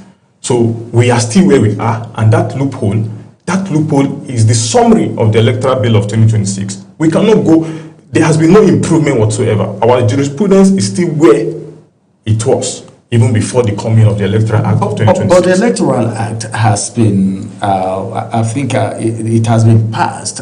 But then the condition is, in a situation where there are glitches or issues with transmission, the manual can be adopted so that we will not have forth and back. Don't you think that's reasonable enough? Because this, we're talking about tech here. We're talking about ICT. And you can't guarantee 100% that this thing will be seamless. So if there are glitches, as it has to do with maybe internet service or whatever, and the manual is being used, don't you think the passage of that bill is good enough compared to what we used to have? In Nigeria today, I think that however backward Nigeria is, we are not digitally backward. And that proviso, like I said earlier, is only left there in the Electoral Act so as to give the opportunity for the ruling class to be able to manipulate electoral results. It is a no-brainer. This is exactly, if we are in Nigeria, is there a place we do not have network reach in Nigeria? If there are such places, why now, as of this very moment, INEC could conduct a survey so we can identify those places where we do not have network reach, so they can ensure that there will be network in those places or in those communities. So far as electoral materials can get that far to those communities, I believe that provision of digital infrastructure can also get into those communities or those polling areas where there might be lack of internet or digital infrastructure. So this is so much money is being invested in the conduct of election. Nearly ₦1 trillion is going to be invested in the 2027 election. So this is enough money to ensure that wherever has been detected to lack stable network or internet infrastructure, those infrastructure would then be provided for those communities. So we can have a seamless election in 2027 that will be transmitted digitally to the IREF. So let's talk about internal party issues. What are the challenges of these parties? Is it that our laws are not strong enough? You know, these political parties have their respective constitutions. Why is it that political parties that has these constitutions still face internal conflict or crisis, e.g. the People's Democratic Party, the Labour Party, the ADC, as a matter of fact, has factional conflict, and in fact, that same conflict issue was why they went to court. Until this very moment, they are still in court and appealing. In fact, APC has its own issues, but the president and other top APC officials are managing theirs. So why is it that political parties have constitutions, but they don't obey it? I am not of the view that political parties or that there are laws that people are aware of and they choose to deliberately ignore complying with the law. What I think is that the law, however all-encompassing it may be, cannot possibly contemplate every possible issue. There are issues that may not have been contemplated by a given law, and when issues arise out of that issue, they become an impasse. So people now start subjecting the law to different kind of interpretations.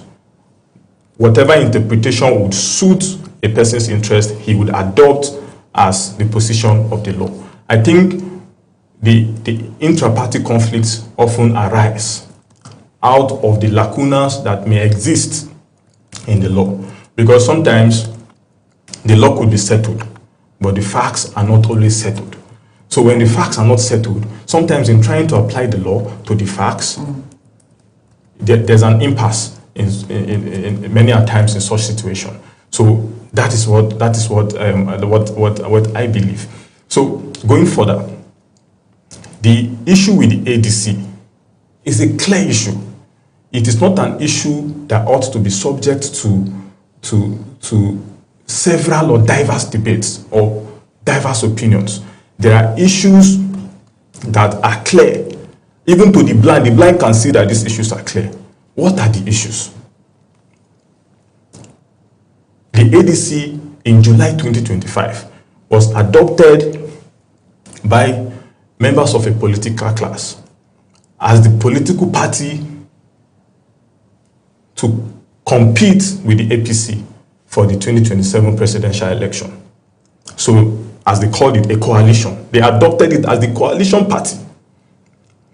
So, we do not know what may have gone beneath, but what we are aware of was that the hitherto political structure of the ADC was relinquished into this new entrant that came in form of a coalition.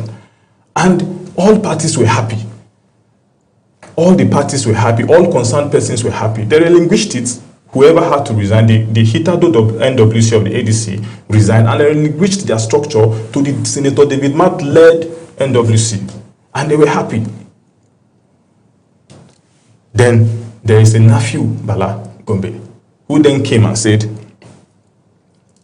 he, by virtue of the provisions of the constitution of the ADC, that he is the authentic chairman of the ADC, having not resigned his position as a vice chairman of the ADC. But then again, he was confronted with a letter indicating his resignation of his position in the ADC. Then he disowned the letter immediately and said, no, the letter was concocted and my signature forged. Then he immediately went to court to challenge the authenticity of Senator David Mark's led NWC. When that happened, he had a motion ex parte in court directing that Senator David Mark, Ogbeni Rauf Aregbesola and the rest stopped parading themselves as the executives of the ADC. When that happened, learned Justice Emeka Nwite, in his wisdom, said, no, the ex parte motion is not such that I can grant the reliefs thereon. That why not put the relevant parties on notice for them to show cause why they should not, why the reliefs claimed in the ex parte motion should not be granted. Then David Mark, in his own wisdom, I don't know who may have advised him, instead of complying with the court order, immediately appealed that order, asking him to show cause to the Court of Appeal. Then in determining the appeal, the Court of Appeal then directed that the parties maintain status quo ante bellum. That is where the whole hula baloo emanated from the judgment of the Court of Appeal, and that is why we are where we are at the moment. INEC, in its own wisdom, or at its own discretion, believed that in complying with the Court of Appeal judgment, it will be important for it to delete the name, or the names rather, of the executives of the ADC from its portal, thereby withdrawing its recognition of the David Mark-led ADC. So, having done that, we are now back to the issue of whether the INEC is indeed independent or is being a puppet in the hands of the ruling APC. So that is where we are. So as a barrister now, you're a legal practitioner, do you think what INEC did is not in compliance with what the court has said, or you think that is being doctored, or someone is behind that, or that's not the best thing INEC should have done? Yes. Now, in all fairness to INEC, because as a lawyer, the very essence of maintaining a status quo ante bellum is for the preservation of a res. The res is the subject matter in contention. So I want to think that INEC, I am not making an argument for them, but even though I believe that they may have wrongly interpreted the judgment of the Court of Appeal, but what I think is that they approach the issue by trying to ultimately preserve the res. Because by giving recognition to Senator David Mark-led NWC of the ADC, you would invariably be infringing or encroaching upon the rights of Nafiu Bala. So I think in their own wisdom, they felt like if we withdraw our recognition from Senator David Mark-led NWC and we don't give it to anybody else, we wait until the court decides who, then we would not be adjudged to be taking sides with either of the faction. So that's what I think that the INEC may have had in mind. But mind you, that is not what the law is. That is not what the judgment says. The judgment directs that a status quo ante bellum be maintained. What is a status quo ante bellum? The state of affairs before the hostilities arose. What was the state of affairs before the hostility arose? The state of affairs was the recognition of Senator David Mark-led NWC by the INEC. So at what point did the hostility arise? It arose the moment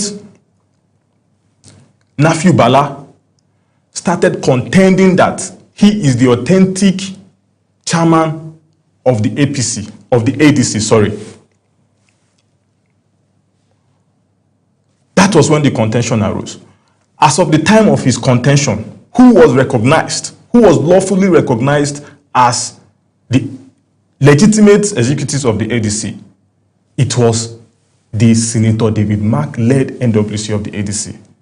So that was the state of affairs before the hostility arose.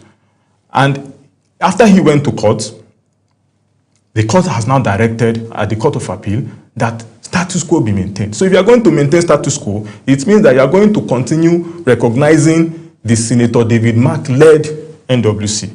If at the end of the determination of the suit by the trial court, the Federal High Court, the court decides and say David Mark is not the legitimate chairman of the ADC, then it now goes to the fact that whatever Congress's convention may have been held by the ADC as of the time of the judgment of the trial court becomes a non-starter, becomes otious, void in law. Then it means that they may not be feeding any candidate for the presidential election in 2027. So this is what the law says, not what INEC has done. What INEC has done was even to apply the law wrongly, because there are two forms of a status quo. You either have a status quo ante bellum or you have the status quo ante litem. In the letter released by INEC, what the interpretation given to the judgment of the Court of Appeal was by interpreting what a status quo ante litem is. A status quo ante litem is the state of affairs before the litigation. That is what INEC had done. That what was the state of affairs before you went to court? But that is not what a status quo ante bellum is. State of affairs before the hostility. And there are facts on the internet, although maybe unverified. I tried verifying same myself.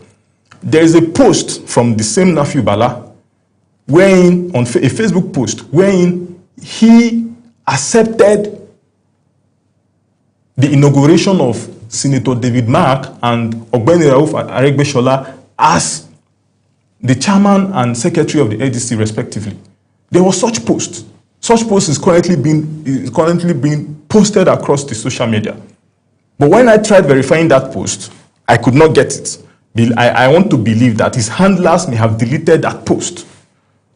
So at some point, allegedly, he had recognized the Senator David Mark led the NWC of the ADC, but suddenly he changed his mind. So at the point of his changing his mind is when the hostility arose. All right. Are you trying to say there could be an undertone to what is happening to ADC right now? Because as a matter of fact, some people have suspected in the past that the PDP, the Labour Party, and the ADC are always having problems when they are trying to gather momentum towards 2027. How is that happening as a custodian of the law? Are you seeing anything fishy there based on your own research or perspective? You know, from a political perspective, you might want to believe that there might be some truth in that allegation. But being a lawyer, I will not speak without facts. There are currently no facts handy facts pointing to the fact that there's an undertone in the impasse being suffered by these two opposition political parties you have mentioned. I don't have there are no facts available to me to suggest that at the moment. There are no facts available to me. But from a political perspective, you might want to think that. But when you don't have proof, you know, whatever you might be thinking might go to no issue, or will definitely go to no issue. So there are no facts. Let me ask. Nigerians are thinking that the judiciary is being used by politicians. What do you think? This is not a new...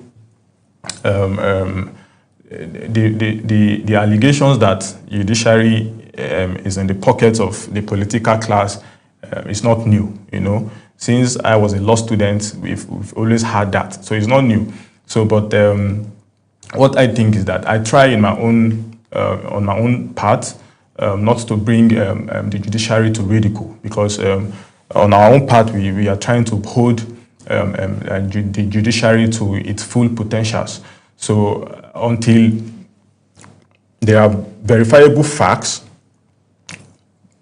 pointing to until there are verifiable facts establishing that the judiciary is in the pockets of the political class. All of those allegations might go to no issue. So if anybody has any proof at any point in time that the judiciary is being used by the political class against them, then it becomes an issue of national interest. And of course, the judiciary is being manned by judicial officers who are judges in their respective courts. So whatever judicial or whoever is found wanting in that regard, of course, you might want to take it up with the National Judicial Council, who is the regulatory body of judicial officers. All right, so we have on the Nation's newspaper this morning where INEC chairman came out and made a statement saying 2027 ADC parading a court order, it has a consequence. Are you aware about that? Yes, I am aware, but to what extent? Because if the ADC decides to continue with their congresses or convention and they elect their national leaders or their world leaders, and they decide to go into the election, So it now also comes down to the definition given to a status quo ante bellum.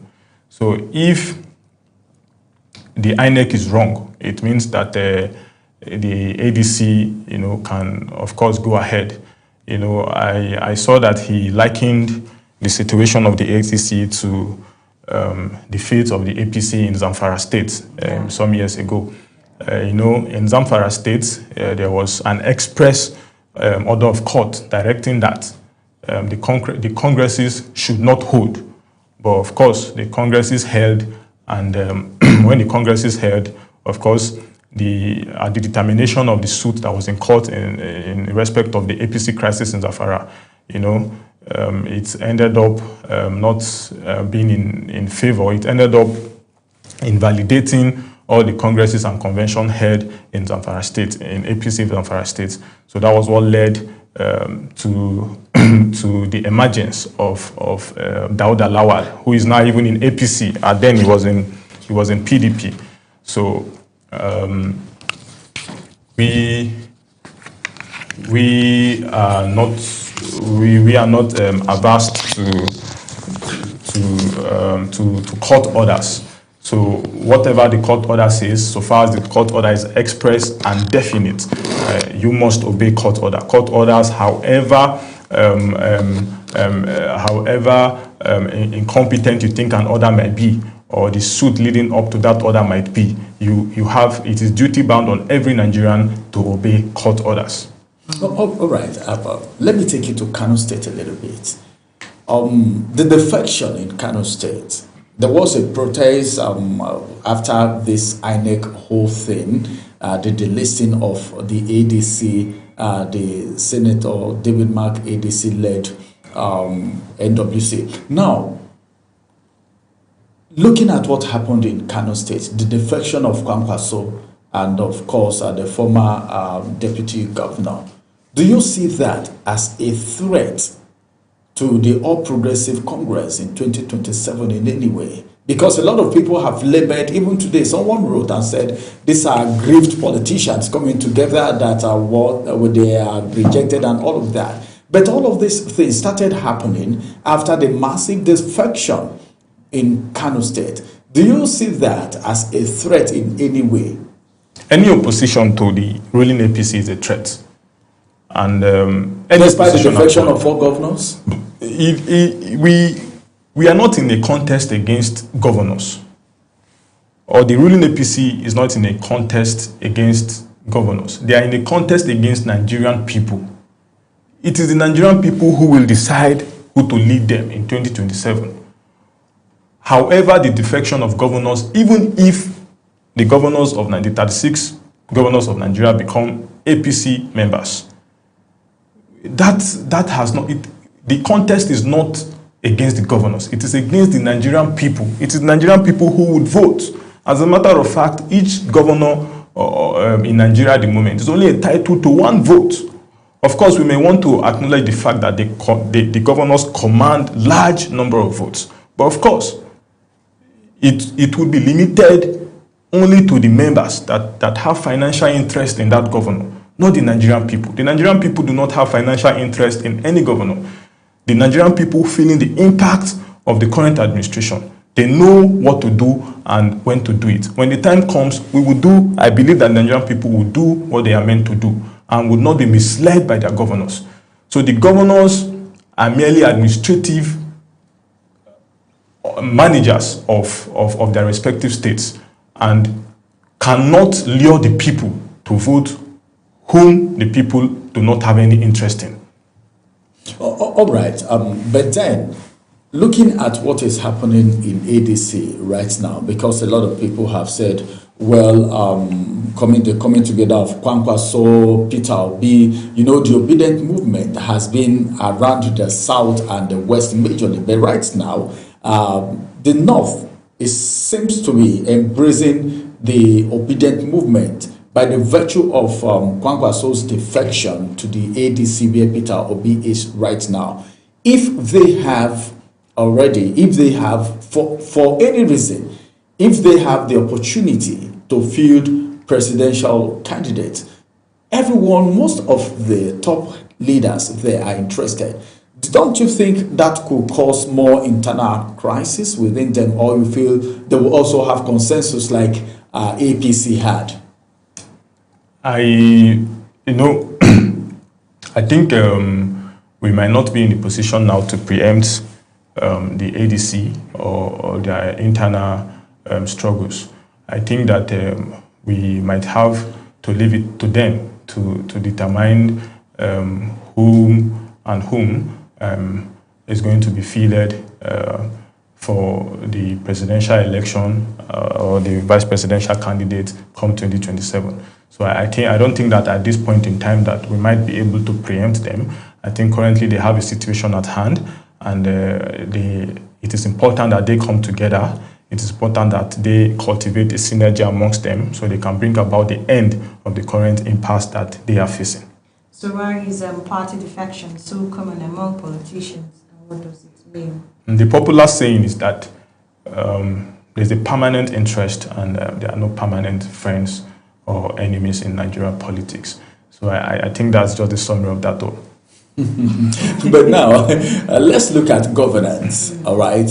What is your assessment of governance in Nigeria generally, doing comparison of present and previous administrations? There has never been governance in Nigeria. At all, because, it's... apologies, please, but I may want to use this word. It has been very crazy that since attaining independence, up to this point in time, Nigeria cannot boast of having good road networks across Nigeria. We cannot boast of having, even if at all, 18 hours power supply in Nigeria. So the very basic things or amenities that ought to have been in place in Nigeria has not been achieved. So if that has not been, if you have not been able to achieve the very basic amenities for the people, so then we cannot say that there has ever been governance. Of course, you might want to hear every administration we want to read out or set out facts, figures, and statistics for you, but those statistics are never reflective in the lives of the people. So to what end are these statistics? So in my opinion, there has never been governance in Nigeria. What we do in Nigeria is good politics. And sometimes the Nigerian people haven't seen a politician play good politics, they clap for them. But we hardly ever have good governance in Nigeria, or never ever have good governance in Nigeria. And it saddens my heart. It saddens my heart, and I think the Nigerian people deserve better. We actually, we don't healthcare. We do not have accessible, good healthcare in Nigeria. Some time ago, I lost a friend to a motorbike crash. So the reason why he did not leave was because the first point of contact, the first point of aid that was given to him was poor. There were no proper healthcare facility in that healthcare center. And by the time we had to now ship him from Kogi to Abuja, it was too late. And then he died. So you understand? So our primary healthcare centers are in shambles. And the ruling class does not seem to care. They do not care, as a matter of fact. They don't care about you Nigerians. They don't care about us. They don't care about you and I. And it saddens our hearts. So we really need to coalesce as Nigerians so we can get rid of these very bad leaders and elect into power leaders who will be compassionate towards the plight of Nigerians. All right, let's talk about election and electoral integrity. Can Nigeria conduct free, fair, and credible elections in 2027? What must change?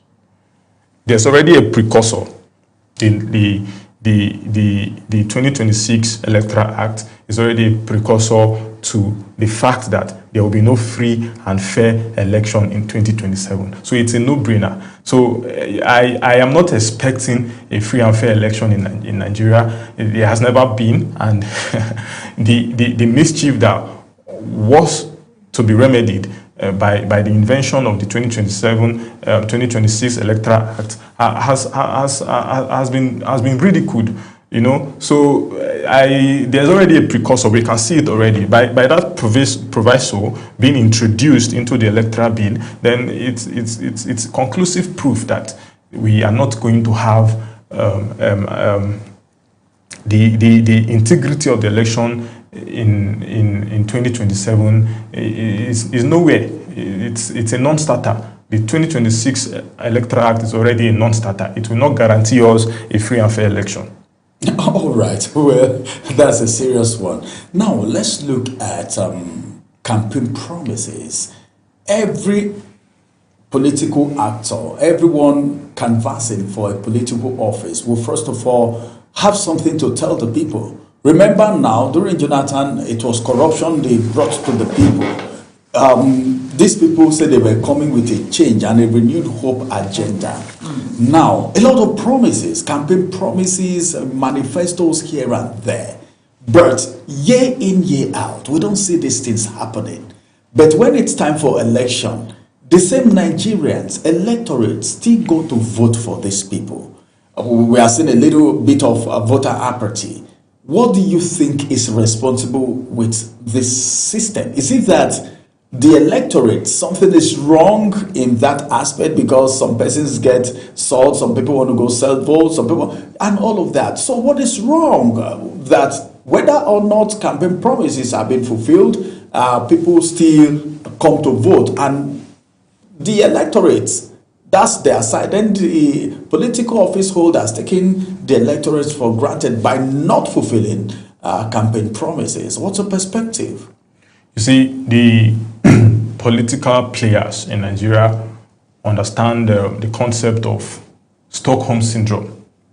Stockholm Syndrome is a situation whereby the oppressed is constrained to love his oppressor, even though he knows as a matter of fact that he is being oppressed.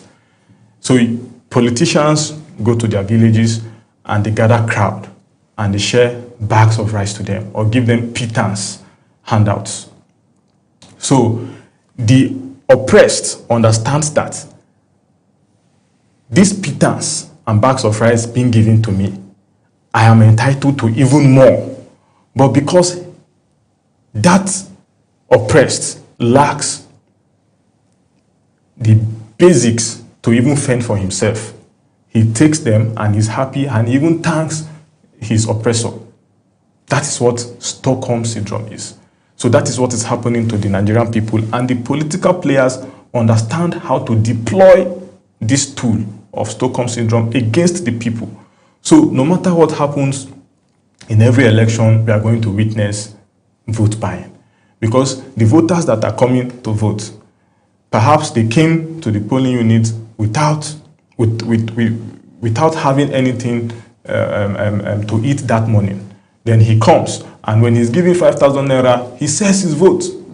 So the political players, they understand that the Nigerian people will always fall for their gimmicks. And that is why they can always come, make promises, bogus promises, and knowing fully well that they will never fulfill those promises. So I think that this is what is being done against the Nigerian people by the political players. So let's talk about reform and then future. Should Nigeria consider restructuring its political system or party framework? Restructuring to what extent? Yes, for the future, ahead of the future. Let's talk about the future of politics in Nigeria. There's always been a need to restructure Nigeria. There's always been a need to reorganize Nigeria. So at any point in time, even in the future, that future you speak of, we would also need to restructure, reorganize Nigeria when that future comes. So there's always a need to restructure Nigeria. So what lessons can Nigeria learn from other democracies? You know, this is a case of right and wrong, good and bad. The ruling class, the elite, they know. They go across the world. They know what is tenable in other democracies.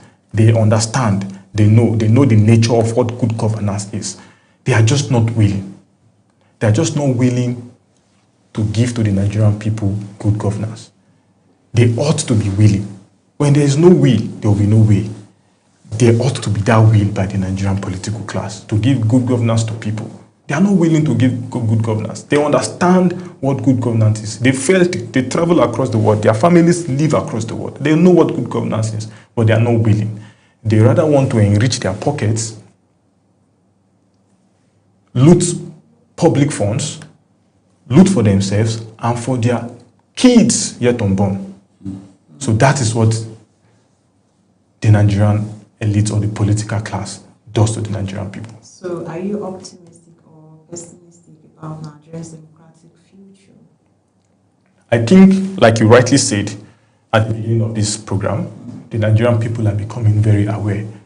And the awareness was what led to the massive turnout during the EndSARS. If there is going to be a repeat of the EndSARS protests, if there's ever going to be any reason why the Nigerian people will come out in mass the way they did in 2020 during the EndSARS protests, it is going to be very brutal. And we hope that that does not come. We hope that the Nigerian class, political class, would have a realization that no, we've been doing bad to these people. Let's come back, let's self-reflect and start delivering on our campaign promises to the people. Yes. All right, so our time is already up. So what's, in just 1 minute, what's your advice to the electorates, Nigerians? 2027 is upon us, of course. Yes, of course. Whatever your convictions are, whatever helps you sleep at night, sleeps well at night, I think that INEC has released a timetable for revalidation of the voters register. I think that the Nigerian electorate ought to take that very seriously so that their votes, so they can have the opportunity or the right to vote on election day, and that they must not sell their votes. Whatever your convictions are, whatever helps you sleep at night, ensure that you come out and vote for whomever your conviction lies with. All right, so as we wrap up today's episode of the program, I want to sincerely appreciate you, Mr. John ESQ, for being part of the program. Thank you for having me. Global Television, the weekend edition. So the way forward, Nigerian democracy is still evolving while progress has been made.